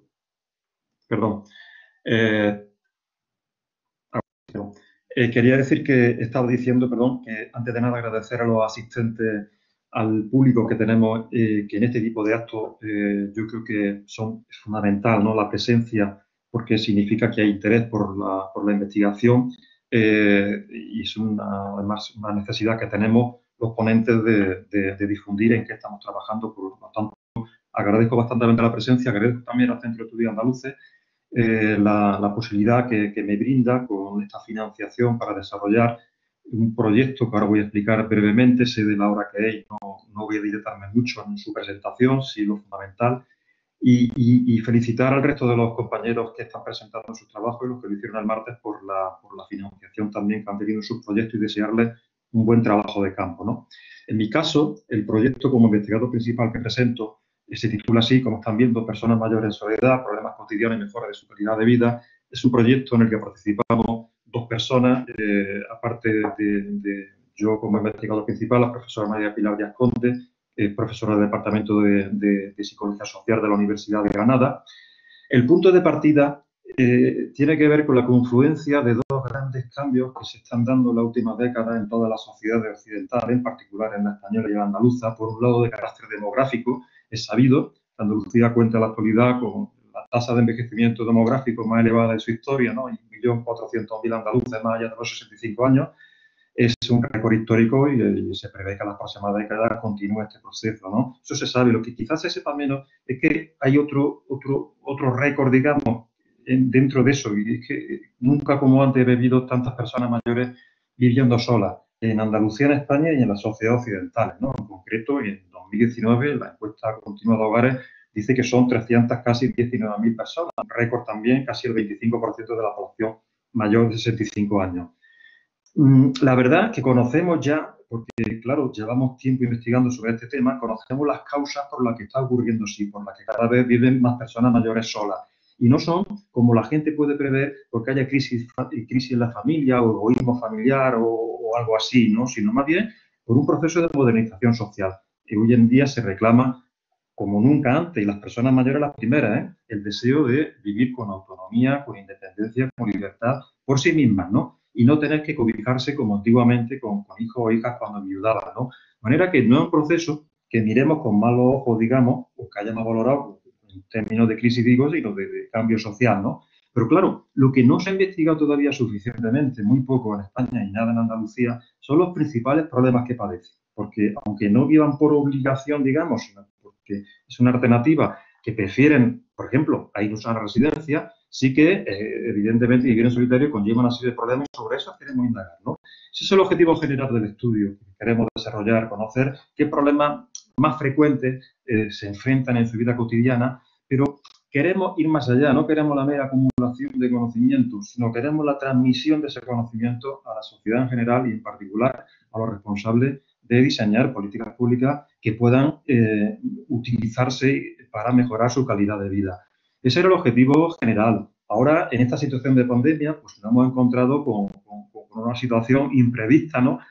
Entonces, creemos interesante también que debemos aprovechar la oportunidad para investigar, pero sin prejuicios, ¿no? Porque se está especulando en los medios de comunicación, en la prensa, incluso entre colegas, sobre cómo puede estar afectando la pandemia a distintos colectivos. A mí me interesan las personas mayores en particular, las que viven solas. Pero claro, eso es muy difícil de calibrar, de cuantificar científicamente. Yo tengo mis presupuestos, pero no quiero imponerlos. Entonces, un doble objetivo, es investigar, como digo, y pongo la presentación en abierto, sin partir de ningún tipo de hipótesis, de qué manera esta situación está alterando su vida, pero no tanto en el presente, mayo, junio, julio 2020, sino fundamentalmente en los meses venideros, cuando salgamos del confinamiento y volvamos a esa, o retomemos la realidad o esa nueva realidad de la que se hablan los medios de comunicación, ¿no? El proyecto tiene nuevos objetivos específicos que no voy a detallar por falta de tiempo. Hay unos cuantitativos, quizás los que menos peso tienen y los que va a venir muy bien este tiempo de confinamiento académico, porque no podremos hacer trabajo de campo, yo calculo que por lo menos hasta el otoño y con suerte. Vamos a aprovechar ese tiempo para conocer cuantitativamente las características sociodemográficas de las personas mayores que viven solas. Y luego, como el resto de los objetivos específicos tienen un talante fundamentalmente cualitativo. Por un lado, tienen que ver parte con las relaciones familiares, porque vivir solo no significa desconexión familiar, ¿no? de un modo u otro los vínculos se mantienen. Queremos ver de qué manera se mantenían en situación de normalidad y se están manteniendo en situación de crisis extraordinaria como la que estamos viviendo, en esta nueva normalidad y tiempo de confinamiento. Luego también vamos a valorar el alcance del vecindario, otras fuentes de apoyo informal, en fin, las amistades, etcétera, etcétera. Luego también, perdonad que me haya pasado, estoy aquí, perdón. Luego también el uso de los servicios sociales, indagaremos también sobre ello y nos adentraremos como objetivo específico en el estudio, que es lo que más nos importa, de los principales problemas que pueden padecer. Los preguntaremos, los recogeremos en abierto. Pero sí que reservamos objetivos específicos, el 6 y el 7, a investigar dos problemas sociales que en la literatura internacional, donde sí se ha tratado estos asuntos, destacan sobremanera como problemas que afectan muy especialmente a las personas mayores que viven solas. Por un lado, el sentimiento interno de soledad, sobre el que se conoce quizá, pero a mí me preocupa también particularmente analizar la salud, porque pensamos en la gente mayor, y hay gente mayor que vive sola y tiene problemas de salud, hablo de problemas mayúsculos, cáncer, por ejemplo, que están superándolo, problemas incluso de demencia, o problemas para realizar tareas domésticas. De menos envergadura quizá no, pero que también necesitan apoyo. ¿Quién se lo está prestando? ¿Cómo resuelven sus necesidades? La literatura internacional dice que hay necesidades no cubiertas que afectan sobremanera a este segmento de la población. Y, por cierto, y eso es lo que hace, por ejemplo, que tenga una especial propensión a acabar ingresando en una residencia. Otro objetivo específico que nos planteamos es analizar esa perspectiva de futuro que tiene la gente mayor que vive actualmente sola con respecto a cómo solventarán el día de mañana los problemas que puedan tener relacionados con la salud o con la soledad. Un último objetivo específico tiene que ver también con incorporamos a nuestro estudio inevitablemente las diferencias de género, ¿no? Porque no es igual vivir en solitario siendo hombre que siendo mujer, ni en términos de problemas habituales a los que se enfrentan, ni en recursos, etcétera, etcétera, ¿no? Bien, a nivel metodológico, ¿cómo cubriremos esta ansiada información que pretendemos, ¿no? Pues vamos a desarrollar un proyecto que va a analizar, utilizar complementariamente métodos cuantitativos y cualitativos. Aunque el talante fundamental, no lo oculto, es cualitativo, ¿no? Es una complementación encadenada secuencial porque va por fase. La primera fase, que vamos a aprovechar estos meses de confinamiento académico, como digo, para desarrollarla, es un análisis de fuentes de información secundaria, fundamentalmente en la encuesta continua de hogares, el censo de población, que en 2021 se espera el próximo también, anuario estadístico, etcétera, etcétera. Y luego, del lado de la cualitativo, que como digo es la parte fundamental del estudio, esta situación, por lo pronto, aparte de dificultarnos enormemente, como el resto de los compañeros, la posibilidad de hacer un trabajo de campo, porque va a ser complicado, es que el colectivo de personas mayores, pues quizás sea de acceso especialmente difícil, ¿no? No obstante, lo que sí vamos a hacer, vamos a seguir adelante con nuestra pretensión de realizar 8 grupos de discusión con personas mayores que viven solas, uno en cada provincia andaluza. Teníamos previsto realizarlo en octubre, noviembre, diciembre, pero hemos decidido cambiar el orden de los factores, en este caso, hacer en ese tiempo, comenzar o intentar hacer las entrevistas, que es otra parte fundamental del trabajo cualitativo, a profesionales del sector formal que trabajen de un modo directo con las personas mayores que viven solas o a familiares, vecinos, amigos. Es decir, vamos a anteponer, porque es más fácil de realizar, está claro, las entrevistas a informantes indirectos y a profesionales, y luego yo calculo que dentro de un año toquemos madera y bueno, el proyecto, gracias a Dios, tiene 2 años de duración, pues realizaremos lo más preciado para mí como investigador principal, que es escuchar a los actores sociales, la gente mayor que vive sola, para que pongan sus necesidades, sus problemas, como estamos diciendo. En cualquier caso, acabo, tenemos claro que no vamos a participar directamente en el proceso de búsqueda o reclutamiento de participantes, de personas mayores, porque solo delegaremos a intermediarios, gente que conozca en cada lugar quiénes son, quién vive sola y los convierta para acudir. Pero sí que tenemos muy claro que el trabajo de campo, y es abundantísimo, 32 entrevistas, 8 grupos de discusión, pero tenemos tiempo para realizarlo. Tenemos claro que vamos a realizarlo los 2 miembros del equipo de investigación, que además vamos a ser los encargados de transcribir todo el trabajo de campo, porque entendemos que solo así se pueden tener unos buenos materiales de campo que van a ser un tesoro para luego, como digo, acabar con la aportación fundamental de nuestro trabajo, los resultados esperados, que no solo la mera, decía antes y reitero, acumulación de conocimientos, sino la detección de necesidades, de problemas cotidianos, de demandas cubiertas y no cubiertas que tiene la gente mayor que vive sola y transmitirla a la sociedad en general, claro que sí, pero particularmente a quienes sean responsables en el diseño de políticas públicas en Andalucía a nivel local, provincial o autonómico. Eso es todo. Muchas gracias por su atención. Pues muchísimas gracias, Juan, de verdad, por tu exposición. Obviamente las personas mayores es el colectivo uno de los colectivos que más afectado se ha visto por esta pandemia y se está viendo afectado. Y sin duda interesantísimo ver, sobre todo las personas que viven solas, cómo la han afrontado y para salir más reforzados y defenderse mejor. Muchas gracias. A continuación tiene la palabra don Óscar David Marcenaro Gutiérrez, catedrático de Economía Aplicada de la Universidad de Málaga, que nos hablará sobre el proyecto Determinación de las causas explicativas del fracaso escolar en Andalucía a partir de un análisis de datos reales. Óscar, cuando quiera, por favor, tiene la palabra. Bien, buenas tardes.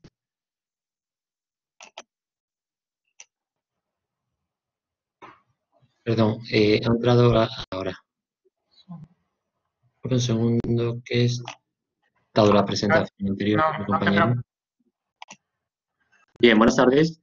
Yo voy a ser muy breve y no, como han dicho mis compañeras y compañeros, sino porque son las 2:15 y yo sé que hay muchas dificultades de conciliación estos días como consecuencia del confinamiento. Así que, sin más y de una forma muy resumida, comentar que el epicentro de este proyecto de investigación, del cual soy investigador único, es el análisis de las causas explicativas del fracaso escolar. Entendiendo por fracaso escolar tanto el abandono como los bajos rendimientos que se pueden observar entre determinados colectivos de niños y niñas en Andalucía. En tal sentido, me parece completamente irrelevante explicar a esta altura la conexión entre educación, bienestar y desarrollo socioeconómico, porque yo creo que cualquier persona con sentido común, aunque sea el menos común de los sentidos, entiende perfectamente cuál es la conexión. Es verdad que la coyuntura actual COVID-19 puede estar afectando de una forma muy sustantiva a ese desarrollo socioeconómico y ahí es donde la educación, la formación reglada va a tener un papel esencial. Y no creo que sea una opinión mía, sino que sea un hecho constatado a lo largo de toda la literatura y simplemente basta con ver un telediario para entender que eso es así. En ese contexto, los objetivos de este proyecto son muy claros y pueden parecernos novedosos y ahora aclararé por qué.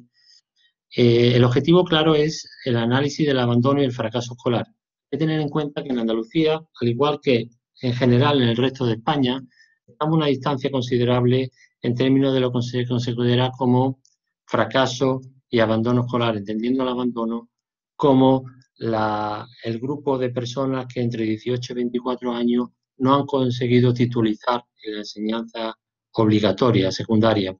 Eso representa en torno a una cuarta parte de la población joven en Andalucía, y repito, no muy distante del resto de España. Además, se observa que en el caso de los chicos varones, el porcentaje supera en un 8% de media en la última década al de los chicos. Por tanto, la perspectiva de género, que debe implicar cualquier análisis socioeconómico, está implícito y será un elemento muy relevante. En cuanto a ese objetivo general, obviamente vamos a analizar por un lado las causas y por otro lado las consecuencias, porque cualquier problema tiene dos caras. Desde el punto de vista de las causas, haremos especial hincapié, aunque no único, en el impacto del estatus socioeconómico familiar y señalo entre paréntesis COVID-19 porque la pandemia que nos, yo diría, asola, está poniendo muy de relieve cuánto de importante es en la formación de los jóvenes y las jóvenes y en general de cualquier persona su ambiente familiar, no solo en términos pecuniarios, que también. Por otra parte, entre esas causas trae el uso del tiempo.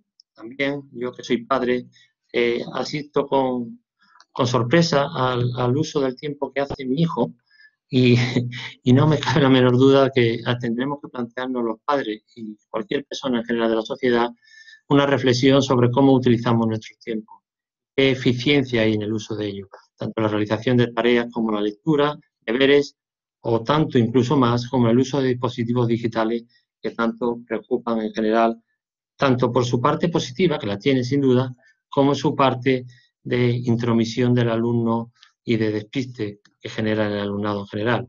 Y en ese sentido, las TICs, la tecnología de la información de las comunicaciones, a través de las cuales hemos tenido hoy la oportunidad de presentar este webinar, pues tienen que jugar un papel esencial y vamos a analizar hasta qué punto están contribuyendo a ese fracaso escolar o, al contrario, suponen un mérito sobre el que apoyarse desde el punto de vista del proceso de enseñanza-aprendizaje para el alumnado. Esto lo haremos tanto para enseñanza primaria como para secundaria. Entre las consecuencias, la más inmediata, la que más preocupa en general en los medios de comunicación, y no solo los medios de comunicación, está la situación laboral de esas personas que egresan, bien que hayan abandonado o bien que en su rendimiento educativo no hayan mostrado unos niveles de unos ciertos estándares de excelencia. Las consecuencias son muy variadas dentro del mercado laboral, tanto en términos de ingresos salariales, como el mismo hecho del autoconcepto y del estigma social que suponen las pérdidas de empleo potenciales asociadas a un bajo nivel de competencias profesionales. También analizaremos las competencias profesionales porque contamos afortunadamente con datos microeconómicos que nos permiten analizar si entre el abandono escolar y el momento en el que se incorpora al mercado de trabajo ha habido algún tipo de enseñanza a lo largo de la vida, que es otra forma de formación que obviamente a veces se ignora y puede estar contribuyendo enormemente a la formación de la persona. Ayer, sin ir más lejos, ponían de relieve en muchas instituciones supranacionales la importancia de tener personas que, si bien ahora no pudieran afrontar la pandemia en el sector servicio, pudieran ajustarse o adaptarse a otras ocupaciones en las cuales poder compensar de alguna forma esa falta de trabajo que nos puede ocasionar la pandemia. Por último, pero no por ello más importante, hay un objetivo específico que se ha añadido a este proyecto y que no estaba en la memoria inicial, fruto de la interacción con la Fundación Centro de Estudios Andaluces, a la cual obviamente agradezco muchísimo el apoyo que me presta, tanto ahora como el que me prestó hace unos años, cuando colaboraba también estrechamente con esta fundación, que es el análisis de las emociones. No en general, obviamente, sino el análisis de las emociones como elemento fundamental para entender por qué un niño o una niña fracasa durante las etapas tempranas de educación. En ese sentido, he tenido la suerte de haber iniciado un estudio por mi cuenta y riesgo a comienzos de curso sobre el autoconcepto y el desarrollo emocional de los alumnos, tanto en Andalucía como en la Comunidad de Madrid, una comunidad también tristemente muy afectada por la pandemia. En ese sentido voy a tener mucha suerte, decía, porque tengo datos de enero, febrero, justo antes de la pandemia, sin obviamente poder saber qué iba a ocurrir, y he adquirido el compromiso con esos centros educativos de en septiembre volver a evaluar el estado socioemocional de ese alumnado, una muestra muy amplia y representativa. Por tanto, podremos analizar el pre y el post de la pandemia en un análisis y un desarrollo experimental que, como decía, he tenido la suerte de poder contar con los datos que se desarrolla sin duda y contribuirá y reforzará esa línea de entender por qué el fracaso escolar es tan elevado y a qué se debe y qué puede generar. Desde el punto de vista metodológico no me voy a extender, obviamente, y solo decir que voy a utilizar técnicas cuasi experimentales, es decir, técnicas que permiten analizar la causa, no solo simples correlaciones, que pueden tener un valor, pero obviamente entender la raíz del problema en la que puede a los gestores públicos, privados también, por qué no decirlo, entender el problema y contribuir a reformularlo y resolverlo. Por otro lado, como decía, voy a contar con datos experimentales en el experimento natural que sin duda van a contribuir enormemente a generar valor añadido, para lo cual voy a contar sin duda con el valioso instrumento que supone contar con el apoyo de la Fundación Centro de Estudios Andaluces para hacer transferencia de ese conocimiento a la sociedad, que es el fin último de cualquier proyecto de investigación. En cuanto al plazo, indico ahí que un año y pongo interrogante y en rojo, me disculpan por el rojo, pero obviamente un proyecto de este tipo tiene una etapa inicial que se va a desarrollar durante ese año de apoyo de la Fundación Centra, pero en una línea muy extensa, por tanto se desarrollará en el medio y largo plazo con total plenitud. Muchas gracias y espero no haberme extendido más de la cuenta. Gracias, Tristan. Gracias, Óscar. Interesantísimo la presentación y sobre todo alabarte la iniciativa personal para recoger datos justo antes de que viniese esta pandemia, que sin duda, y como indicabas, tienen un valor incalculable a la hora de poder hacer ese estudio longitudinal. Enorme y muy acertada la intuición y la iniciativa, que sin duda es muy importante que todos los investigadores así la tengamos cuando iniciamos o nos interesamos por algún tema en particular como este. Muchísimas gracias. A continuación tiene la palabra don Ángel Ramón Zapata Moya, profesor de Salud Pública de la Universidad Pablo de Olavide de Sevilla, que nos hablará sobre su proyecto La influencia del contexto local en las trayectorias de envejecimiento saludable en Andalucía. Por favor, Ángel, cuando quieras. Muchas gracias, Tristan. En primer lugar, sumo los agradecimientos que mostraban mis compañeros que me han precedido, tanto a la Fundación del Centro de Estudios Andaluces por el hecho de apoyar la investigación social y también felicitar a los otros proyectos y, por supuesto, desear que todos los participantes en el foro pues se encuentren bien en las condiciones que puedo vivir, ¿no? Bueno, en principio, os comento, este es el título del proyecto, la influencia del contexto local en la trayectoria de envejecimiento saludable en Andalucía.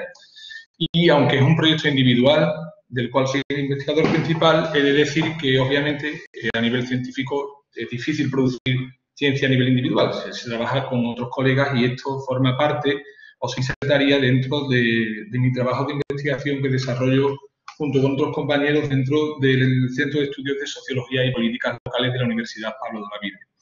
En ese sentido, quería dejar claro que forma parte de esa línea de investigación y, concretamente, paso a presentaros un poco el contexto del proyecto.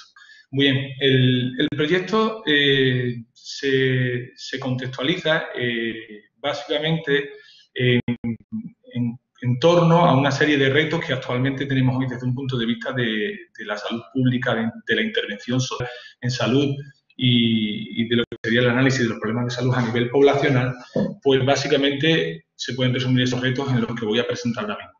En primer lugar, existe la necesidad de redoblar los esfuerzos de prevención y promoción de la salud dirigida especialmente a la población de edad más avanzada. En otras etapas previas, anteriormente se consideraba los objetivos de prevención y promoción de la salud, pero quizás no se hace tanto hincapié en la necesidad de esa prevención en edades avanzadas y se ha demostrado que es muy importante con el objetivo de mejorar la salud de la población más envejecida.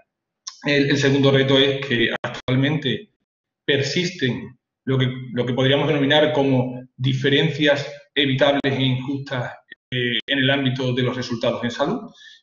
A pesar de lo que cabría esperar en las sociedades occidentales más avanzadas, incluso en aquellas que tienen estados de bienestar avanzados, esa persistencia de esas desigualdades sociales en salud es un elemento que supone un explicativo y un reto, por supuesto, para la intervención, para poder evitarlas. El tercero sería que hay que entender desde un punto de vista que trasciende al enfoque individual los estilos de vida relacionados con la salud. Si queremos llegar a entender cómo se manifiestan de forma diferencial distintos resultados en salud en población envejecida y si los estilos de vida tienen un papel importante en esa trayectoria saludable de vida, pues hay que entender un poco también cómo se configuran esos estilos de vida, no centrándose exclusivamente en el análisis de lo que serían elecciones individuales que parten de un modelo de creencias en salud que bien ha explicado muchos factores, pero deja fuera otros factores importantes. Entonces, la perspectiva de análisis a la que nos enfrenta este reto es adoptar una perspectiva que sea capaz de integrar lo que sucede cuando interacciona la capacidad de agencia individual y las oportunidades estructurales de los distintos contextos donde las personas desarrollan su vida. Y por último, el siguiente reto es reorientar los enfoques de intervención en el ámbito de la salud pública. En el ámbito de la salud pública existe un debate tradicional sobre cómo intervenir sobre la salud de las poblaciones. Una postura que surge del informe Lalonde en 74, básicamente lo que indica es que hay que intervenir sobre poblaciones en riesgo, es decir, poblaciones que tienen riesgo para desarrollar determinados problemas de salud, con lo cual eso está ligado a un proceso de individualización del riesgo, de la concepción de ese riesgo a nivel individual, y por otro lado ha existido un enfoque de intervención que plantea la intervención poblacional desde los años 80, que la propuso concretamente Rose. En este caso, esos dos enfoques han estado en debate durante un tiempo en salud pública. Bueno, pues hoy día yo creo que tenemos la necesidad de reorientar ese enfoque de intervención, sobre todo teniendo en cuenta el diferencial de vulnerabilidad en distintos aspectos, con el objetivo de no producir resultados o consecuencias no deseadas por las políticas públicas de salud pública. Me refiero básicamente a que el hecho del enfoque poblacional puede contribuir a exacerbar inequidades en salud entre distintos grupos si no tiene en cuenta precisamente el enfoque de vulnerabilidad. Bueno, pues ante estos retos se plantea los principales objetivos del proyecto, que como decía, el objetivo general es investigar la influencia contextual en la salud de la población andaluza en edades maduras y avanzadas, o longevas, perdón, y concretamente los contextos vitales relevantes que nos interesan en la investigación son lo que ocurre en aquellos contextos locales cercanos al individuo, es decir, a nivel municipal, a nivel de barrio, y en todo caso, si tenemos la posibilidad de aproximarnos a lo que ocurre también en el contexto del hogar, pues así lo haremos. El enfoque de análisis es un enfoque ecosocial de producción de la salud. Esto quiere decir básicamente que se entiende que las realidades sociales están en distintas escalas, y esas escalas están superpuestas, pero no de forma estanca, sino interrelacionadas entre sí. Y, por supuesto, si partimos de un enfoque ecosocial de producción de la salud, pues tenemos que adoptar una perspectiva de análisis que nos permita integrar esos distintos niveles de análisis en el estudio que queremos desarrollar. Concretamente, vamos a utilizar técnicas de análisis multinivel, que podéis ver la lógica de forma esquemática, la lógica que plantea en el esquema que veis aquí en la diapositiva. Concretamente, el análisis multinivel se plantea la existencia de verdaderos efectos textuales más allá de la composición de los grupos o de los contextos a los que se refieren. Básicamente sabemos que existen múltiples variables individuales que se relacionan con la salud, pero nuestro interés es elevar un poco la mirada hacia otros contextos que pueden influir directamente a través de la línea que veis que pone el número 1, directamente sobre los resultados en salud, o bien a través de su poder mediador o moderador de otras características individuales que pueden afectar también de forma diferente a la salud. Entonces, el objetivo obviamente del proyecto es estudiar este tipo de efectos contextuales en Andalucía. Concretamente, el primer objetivo es un objetivo descriptivo y, como tal, pues se plantea la descripción del problema en Andalucía, del problema de investigación, básicamente la definición territorial de la vulnerabilidad en términos de salud en las poblaciones en edad madura y longeva, la identificación de las posibles disparidades o desigualdades en la mortalidad prevenible en el territorio. Esos dos objetivos específicos los desarrollaremos a partir de un diseño de investigación ecológico y básicamente las unidades de observación serán los municipios y los barrios de Andalucía.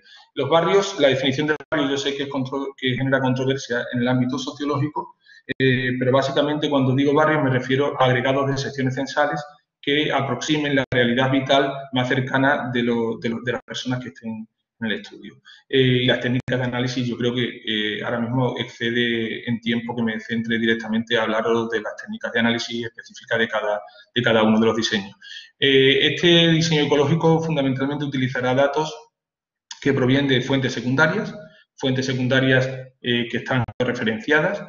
Principalmente voy a utilizar la estadística longitudinal de supervivencia y longevidad de Andalucía, que la produce el IECA, y ofrece un seguimiento desde el año 2002 de la cohorte que estaba censada en Andalucía en el año 2002 hasta el año 2016. Entonces, es posible, utilizando esos datos de formación longitudinal de seguimiento, realizar estudios de supervivencia y poder calcular a nivel de sección censal incluso los riesgos de mortalidad por distintas causas. Entonces, básicamente, esa será la principal fuente de información que utilizaremos. En el siguiente objetivo de la evolución de la inequidad en salud en el conjunto de la población andaluza se abordará mediante un diseño transversal y también de cohortes, también basándonos en información secundaria, concretamente en la encuesta de condiciones de vida, que tiene variables de salud y tiene muestras importantes para Andalucía, y la encuesta nacional de salud, que también ofrece en sus distintas olas información relevante sobre la salud de la población de Andalucía.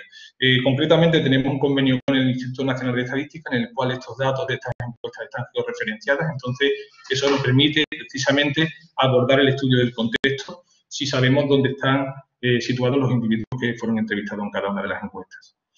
Después tenemos los dos objetivos, una vez de la etapa descriptiva del proyecto, dos objetivos. Uno que se pregunta por las influencias contextuales directas y el otro por posibles influencias indirectas. Concretamente, ambos objetivos se desarrollarán a partir de un diseño transversal multinivel y las principales variables explicativas de este diseño serán múltiples indicadores de distintos procesos que ocurren o que tienen lugar a nivel contextual, como por ejemplo la dimensión socioeconómica del municipio, las políticas públicas del contexto local en términos de bienestar, la distribución de la población en el contexto local en términos, por ejemplo, de segregación residencial, la dimensión socioeconómica del barrio de residencia y la disponibilidad de recursos y servicios públicos y privados en esos barrios de residencia. Las unidades de observación, como decía, son los municipios, los distritos, barrios como agregados de sección censal. El objetivo básico es calcular si realmente podemos hablar de efectos contextuales en la población de edad madura y longeva, concretamente teniendo en cuenta la composición social de esos contextos. Si no, no estaríamos hablando de efectos contextuales netos. Y por último, bueno, termino aquí la presentación, básicamente añadir, no tengo ninguna diapositiva que aborde la adaptación del proyecto directamente a la realidad generada por el COVID-19, pero sí cabe decir que obviamente la población mayor ha sido una de las poblaciones más afectadas por la pandemia y a mí me interesaría, si fuera posible, gracias a la disponibilidad de datos georreferenciados a nivel de sección censal, por ejemplo, poder estudiar precisamente esos efectos contextuales, no tanto sobre la incidencia de la pandemia, que también, sino sobre las consecuencias que en términos de distintas dimensiones de salud puede tener la situación que hemos vivido generada a raíz de la pandemia. Entonces, básicamente, en la medida en que tengamos disponibilidad de esa información, pues podríamos adaptar ciertos objetivos de estudios a esa realidad. Y lo dejo aquí para no extenderme más. Y por supuesto, estoy a vuestra disposición para responder cuantas preguntas creáis oportuno y yo sea capaz de responder.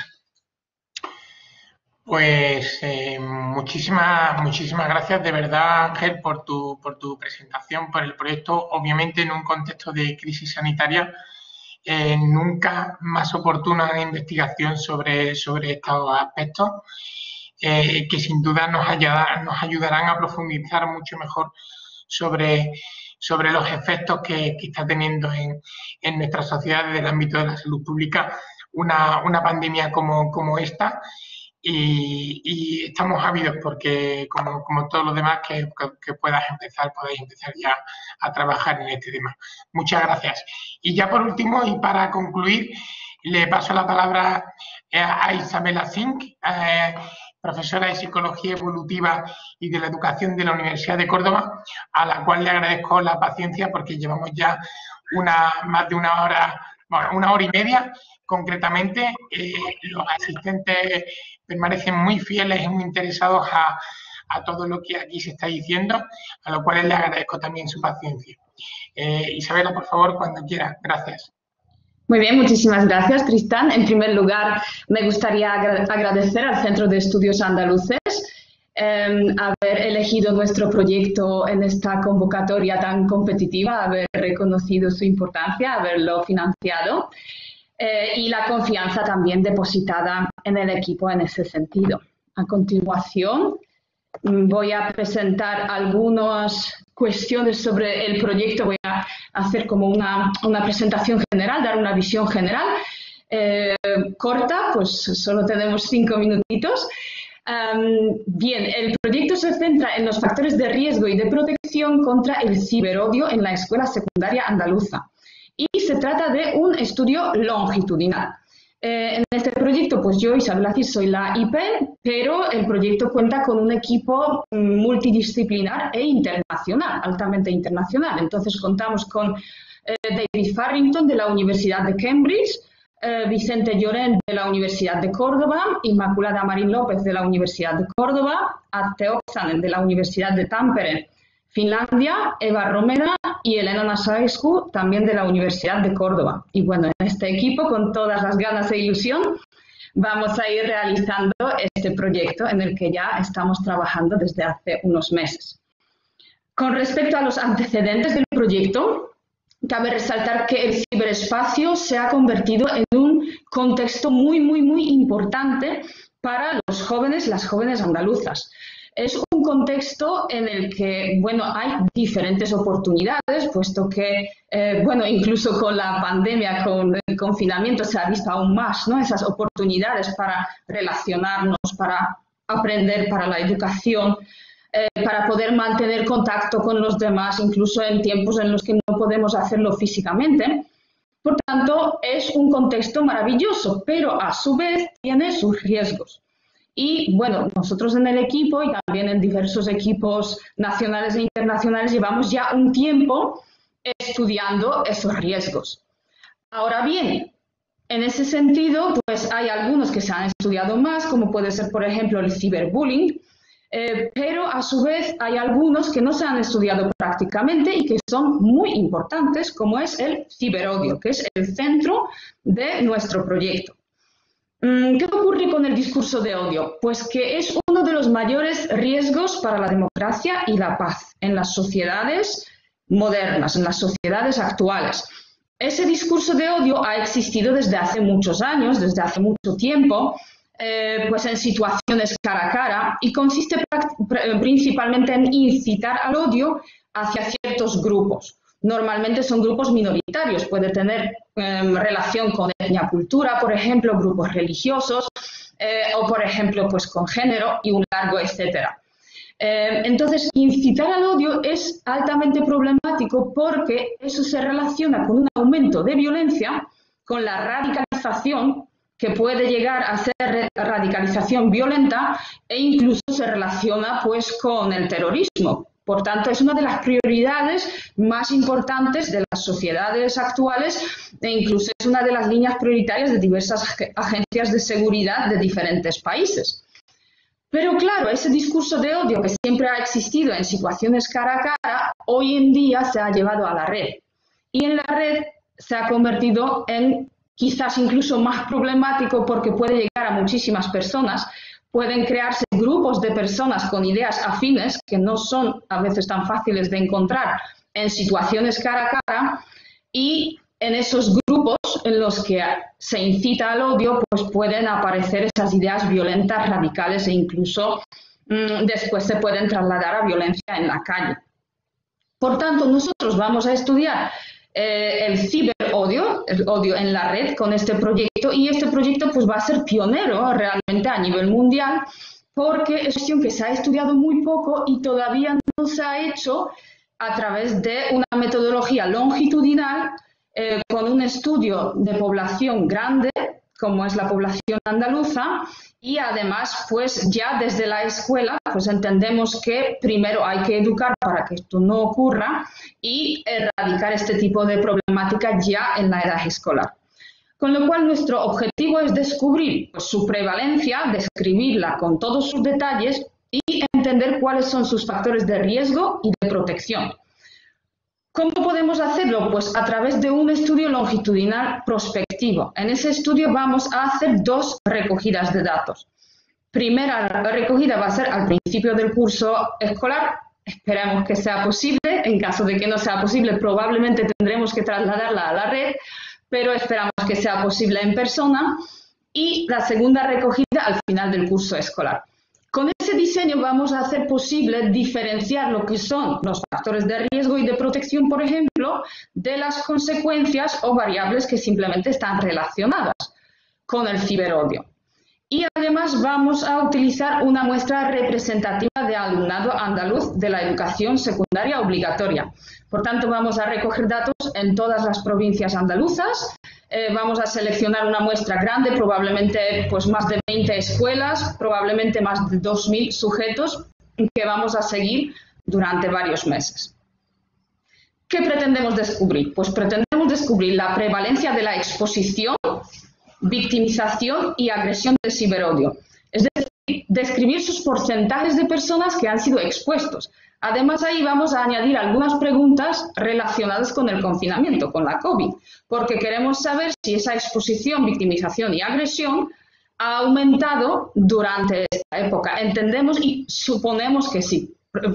Esperamos, o sea, no esperamos que esperamos que disminuya, pero suponemos que sí ha debido de aumentar, puesto que las personas pues están utilizando el Internet durante largas horas y además hay algunos estudios que muestran que, por ejemplo, lo que es el abuso de las tecnologías se relaciona con más ciberodio. Y también pues la situación social, que obviamente está siendo muy complicada. Además vamos a obtener detalles al respecto, vamos a saber dónde se produce y cuándo se produce exactamente.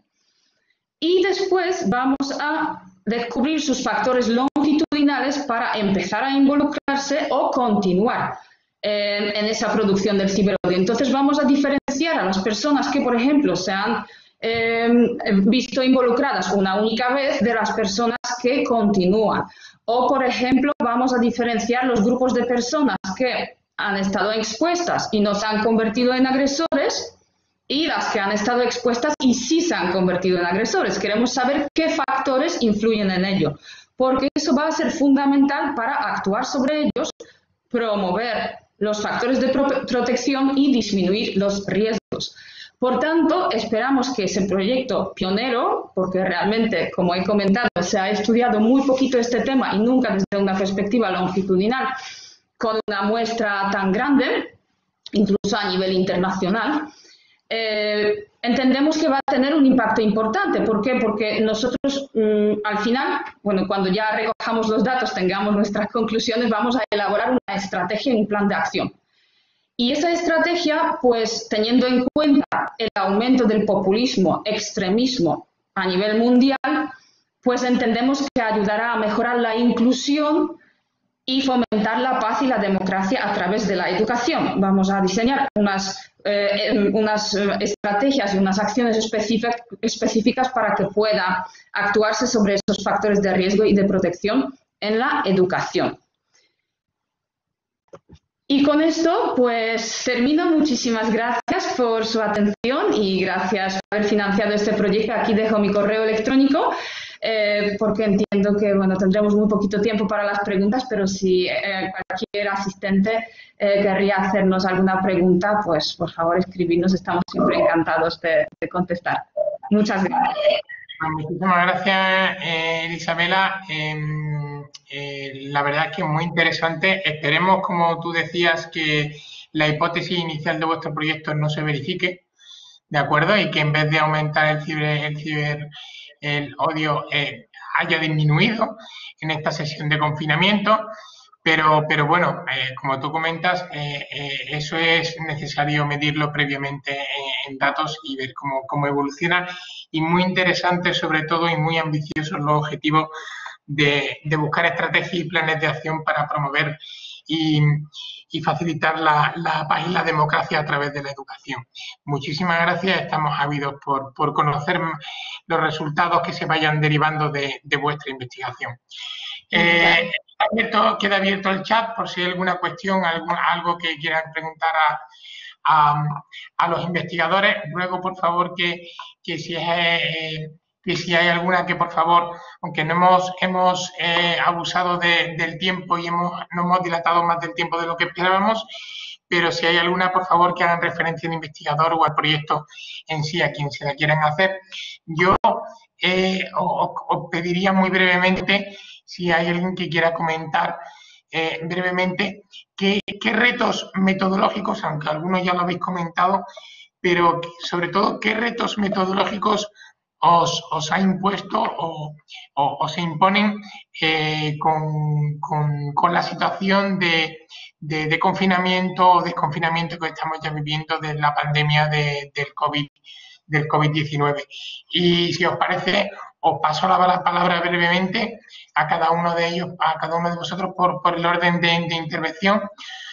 Juanse, si quieres, por favor, comentar algo al respecto. Hombre, la verdad es que inicialmente teníamos pensado que la parte cuantitativa, lo que era la encuesta, hacerlo a través del teléfono. Es decir, inicialmente teníamos pensado y diseñado telefónicamente, ¿no? O hacerlo mixto incluso con algún sistema online, ¿no? Teniendo en cuenta que el 100% de los jóvenes tienen, prácticamente el 100% de los jóvenes tienen acceso a Internet, sobre todo especialmente a través del móvil. Es verdad que nos plantea retos cara a lo que eran los grupos focales, los grupos de discusión, que la intención inicial era hacerlo de manera grupal, pero bueno, como este trabajo de campo, la recogida de datos, pues lo teníamos pensado para el año que viene, pues veremos cómo se plantea ese año 2021 y en función de eso pues también afrontaremos los retos, pero lógicamente también hay herramientas que nos permitirían hacer pues grupos de discusión o entrevistas pues como estamos utilizando, pues Zoom, Google Meet o cualquier otro tipo de herramienta, ¿no? Que sería cuestión de tenerla en cuenta, ¿no? Muy bien, gracias, Juanse. Antonio, por favor, Antonio Pineda. Bueno, muy brevemente, prácticamente lo mismo que ha comentado Juan Sebastián. En nuestro caso, la recogida de datos de Twitter en principio no presentaría problemas porque, bueno, simplemente los mensajes están ahí. Las entrevistas a los políticos y a los jefes de comunicación también se podrían hacer sin mucho problema. El problema serían los focus groups, efectivamente, y el diseño experimental, ¿no? La recogida de datos de la ciudadanía. En ese caso, bueno, yo creo que como no es lo primero que vamos a hacer porque vamos a empezar con el estudio del mensaje, vamos a empezar con los tweets, a ver cómo se desarrollan los acontecimientos y en el caso de que no se puedan, pues buscar vías alternativas. Muy bien, gracias Antonio. Manuel, por favor. No sé si es ahora. Sí. Bueno, pues bueno, en nuestro caso teníamos preparado realizar una serie de entrevistas semiestructurales que lógicamente con la situación del coronavirus pues tendremos que modificar un poco nuestra forma de desarrollo porque lógicamente donde se tarda quizás un mayor tiempo en realización de este tipo de trabajos de campo y entonces para recoger la información y después tratarla, con lo cual nosotros lo que vamos a intentar va a ser reorientarlo hacia videoconferencias como estamos haciendo ahora, o incluso también reorientarlo a través de encuestas online, a través de una plataforma online que nosotros pongamos a disposición con una serie de preguntas claras y una serie de revistas de respuestas tabuladas para que sean claras a la hora de que el respondente pueda elegir entre ellas. Yo creo que esa va a ser nuestra opción. Magnífico, muchísimas gracias Manuel por los comentarios. Mónica, por favor. Sí, hola. Bueno, pues un poco en la misma línea que han comentado mis compañeros anteriormente, nosotros lo que nos planteamos es reajustar también los periodos en los que se iba a recoger la información, de manera que tengamos un cierto margen para poder retrasar un poquito, a ver cómo evoluciona la cuestión. Y en caso de que no, pues también tenemos herramientas para hacerlo, la recogida de datos telemáticamente, que no sería lo deseable en nuestro caso tampoco, pero bueno, sería posible también. Estupendo, muchas gracias, Mónica. Paz. Ya. Bien, pues yo creo que el mayor reto metodológico es manejar la incertidumbre, fíjate lo que os comento, porque evidentemente el marco teórico nosotros, bueno, ya lo estamos desarrollando, evidentemente lo estamos rehaciendo, incorporando, casi que vamos al día, incorporando investigaciones, ¿no? Porque cada vez sale una cosa nueva que somos conscientes que es muy importante y tenemos que incorporar. Entonces yo diría que un reto es el dinamismo que vamos a tener que tener, porque esto va a ir cambiando y no sabemos muy bien hacia dónde. Y otro tiene que ver con eso, ¿no? Con la parte empírica de recogida de datos. Evidentemente no es insalvable porque gracias a las redes, a las comunicaciones, a las TIC, podemos hacerlo por otra vía, pero casi que yo diría que el mayor reto es que nos vamos a tener que ir ajustando a lo que nos imponga la realidad, que no es pequeño reto. Pero sabemos que hay plan B, pero todo el rato vamos a tener que estar trabajando con plan A, plan B. Totalmente de acuerdo, Paz. Muy bien, pues Juan, a continuación, Juan, Aprovecho también para incluirte una pregunta que nos ha llegado sobre lo que has comentado de la información, que la información se proporcionará desde los servicios sociales. ¿Cómo pensáis dentro del proyecto articular este método? Sí, sí, gracias, Tristán. Pensaba responder de paso a la pregunta que se virtuda en el foro. Nosotros, es que este trabajo fundamentalmente, el proyecto fundamentalmente gira en torno a la información cualitativa sobre una realidad que yo se lo comento a mi alumno en la asignatura que imparto de metodología. Las realidades sociales son únicas y repetibles. Es una frase que yo todo el año utilizo, pero caray, como este año. Entonces, claro, nosotros lo que tenemos pensado es trabajar ya en la fase de análisis cuantitativo, decía yo antes lo del confinamiento académico, porque no podemos ir a la que te he preguntado, obviamente. Luego hemos alterado, como decía en la presentación, y vamos a realizar primero, poco a poco, la entrevista a los 30 y tantos profesionales y familiares, que son gente más accesible, siempre una entrevista más fácil que un grupo de discusión. Y la verdad es que cuando se pueda, haremos los grupos de discusión cuando se pueda. En principio, el cronograma con esta alteración nos llevaría a la primavera del año que viene. Yo creo que es una fecha que ese escenario se puede dar, ¿no? Y hacerlo sin problema. Si hubiese problema, tenemos que pasarlo a septiembre, octubre de 2022, ¿no? Ahora, en relación a los servicios sociales, igual me expreso más por la cabeza de la premura en la exposición que nos lleva. No, la información no se va a obtener para nada de los servicios sociales, para nada. Hay un objetivo que es el análisis de los servicios sociales, digamos, del papel que tienen en la vida cotidiana de la gente mayor que vive sola. Y por otro lado, sí que profesionales contados en cada provincia andaluza donde hagamos trabajo de campo, sí que contactaremos al azar o por redes profesionales o sociales o familiares incluso con algunos de ellos para ver si nos pueden poner en contacto con gente de la comunidad que conozca quién vive solo en esos municipios y nos ayude a animarlos, ¿no? Pero no vamos a entrevistar a gente, vamos, que no vamos a hacer, esa información va a ser de la calle, ¿no? Ese es el plan, Tristán. Gracias. Muy bien, muchísimas gracias, Juan. Óscar, por favor, aunque creo que ya has comentado algo, pero si te gustaría profundizar un poco más sobre la cuestión. Sí, gracias, Tristán. Sí, obviamente para mí se ha convertido en una oportunidad la pandemia, aunque suene un poco chocante, como decía la compañera Isabel antes, no es que sea una maravilla la pandemia, pero sí una oportunidad.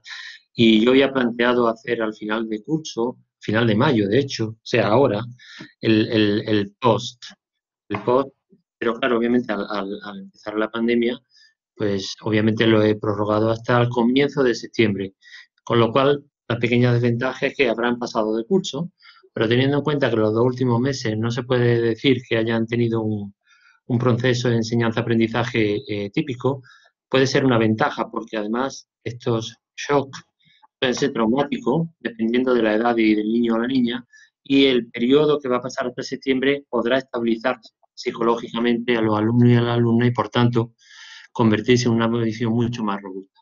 Gracias. Magnífico, muchísimas gracias, Óscar, por tus comentarios. Ángel Zapata, por favor. Sí, bueno, en principio, para mí no supone un inconveniente en la ejecución del proyecto directamente en cuanto a la producción de datos, porque en el proyecto nuestro nos basamos básicamente en datos secundarios, en microdatos de otras operaciones estadísticas que desarrollan las agencias. Entonces, en ese sentido, no me va a impedir poder realizar la investigación. Sí que es verdad que uno de los elementos de la metodología es la planificación en el tiempo y, como es normal, todo esto ha alterado un poco la agenda de todo y sí que me preocupa un poco encajar todo, reformular todos los entregables como estaban planteados en el margen de un único año para la ejecución, ¿no? Y básicamente eso. Lo que sí que a nivel metodológico sí que es un reto el hecho de poder disponer de información georreferenciada que se está produciendo en los distintos estudios que se han desarrollado. Por ejemplo, el estudio de seroprevalencia que ha desarrollado el Ministerio. Sería muy interesante poder disponer de esa información para la investigación a nivel con los datos georreferenciados a nivel de sección censal. Si fuese posible de forma ágil, pues eso sería una ventaja indudable para la investigación de esos efectos contextuales. Creo que todos estaríamos encantados, Ángel, de poder disponer de esos datos. Esperemos que se puedan hacer públicos y poder trabajar también sobre ellos. Sin duda podrían ser muy interesantes. Y a continuación, Isabela, por favor, y ya aprovecho para pasarte también otra otra pregunta que ha llegado, donde pregunta sobre, me gustaría saber qué instrumentos van a utilizar para recoger los datos y si van a tener acceso a una muestra representativa. Gracias. Bien, bueno, muchas gracias. Con respecto a la muestra, comentar que nosotros vamos a tener en cuenta el número de adolescentes de población en cada provincia andaluza y vamos a hacer una selección de la muestra por conglomerados. Entonces vamos a tener en cuenta pues, la población de cada provincia, los centros privados y públicos y también pues, localidades pequeñas, medianas y grandes. Entonces con eso vamos a tener un listado de centros y los vamos a seleccionar al azar. Entonces entendemos que esa es la mejor forma de conseguir una muestra representativa y de hecho el equipo ya tiene experiencia con eso y ya lo hemos hecho en otras ocasiones. Bien, ahora con esta nueva situación pues sí es cierto que nos enfrentamos a un reto importante. Nuestro plan desde el principio ha sido llevar a cabo una recogida en septiembre y otra recogida a final de curso, digamos, en mayo-junio. Todavía tenemos la esperanza de poder hacerlo en septiembre-octubre. Quizás sea posible. Ahora, si no es posible, pues o bien nos pasamos al formato virtual, porque entendemos que en caso de que, por ejemplo, realmente se lleve a cabo esto de que el alumnado vaya por turnos a la escuela y demás, estarán muy conectados a la tecnología y estarán siguiendo pues un currículum adaptado a través de las tecnologías. Entonces, esperamos que también a través de las tecnologías se puedan rellenar los cuestionarios, tanto al principio como al final del curso. Y con respecto al cuestionario, pues tenemos una batería ya prácticamente preparada. Ahí vamos a incluir diferentes cuestionarios, principalmente del equipo, pero también de otros equipos que se centren en factores de riesgo y de protección. Y con respecto al ciberodio en sí, nosotros hemos realizado ya 2 proyectos anteriores con otras muestras, una muestra internacional con adultos, proyectos transversales, o sea, diferentes, pero sí tenemos ahí una base sobre la cual vamos a construir ese cuestionario con un grupo de expertos, de personas que trabajan en el proyecto y lo vamos a validar, le vamos a pasar un análisis factorial, exploratorio, confirmatorio, lo vamos a depurar, así que va a estar, espero que muy bien. Muy bien, pues muchísimas gracias. Cerramos el chat. Hay un par de preguntas también para Antonio Pineda. Sí me gustaría comentar en este sentido que cualquier cuestión metodológica que tengáis, sabéis que desde el centro estamos, y si no aprovecho la oportunidad para comentarlo, para analizar y testar y articular nuevas herramientas metodológicas, sobre todo utilizando las nuevas tecnologías, el tema de focus groups a través de videoconferencias y demás, y también para todo el tema de estudios cuantitativos de la recogida de datos a través de tanto encuestación web, Catway o de CATI, con lo cual en ese sentido, si por algún motivo necesitáis o queréis cualquier tipo de hacernos cualquier comentario para optimizar siempre recursos, estamos, como sabéis, estamos a vuestra entera y plena disposición. Y como comentaba, para Antonio Pineda, ha comentado el tema de las encuestas, si podías explicitar un poco más sobre el tema de la muestra de las 400 personas a las encuestas de Ciudad de Andalucía y la colaboración de los integrantes de los principales partidos políticos. Bueno, muy brevemente, porque muchos días. En cuanto al diseño experimental, la técnica experimental, la variable dependiente, digámoslo así, que queremos testar es cómo se percibe por parte de la ciudadanía el grado de diálogo o el grado de interactividad por parte de los partidos. Las variables, o sea, sería un diseño factorial, 2×2. Las variables independientes serían, por un lado, el tipo de medio que se utiliza, medios digitales frente a medios tradicionales, y también el tipo de partido. Los partidos nuevos frente a los partidos tradicionales, para ver cuál de esas variables incide en una mayor percepción de diálogo por parte de la audiencia. Y en cuanto a la colaboración de los partidos políticos, pues esencialmente lo que queremos es hacer entrevistas como mínimo a los directores de comunicación de los 5 principales partidos. Y también nos gustaría a algunos de los líderes más destacados de estas formaciones. Muy bien, pues muchísimas gracias, Antonio, muchísimas gracias a todos los IP por vuestras intervenciones, por participar en esta segunda sesión del Foro sobre Ciencias Sociales. Muchísimas gracias también a todos los participantes por su contribución. Vamos a dejar una breve encuesta de satisfacción porque siempre nos ayuda a mejorar internamente. Y nada más, gracias a todos de nuevo, espero que tengan un magnífico día y nada, seguir que estamos deseando que podáis empezar o a ver los resultados de vuestras investigaciones. Gracias a todos y muy buenas tardes. Gracias.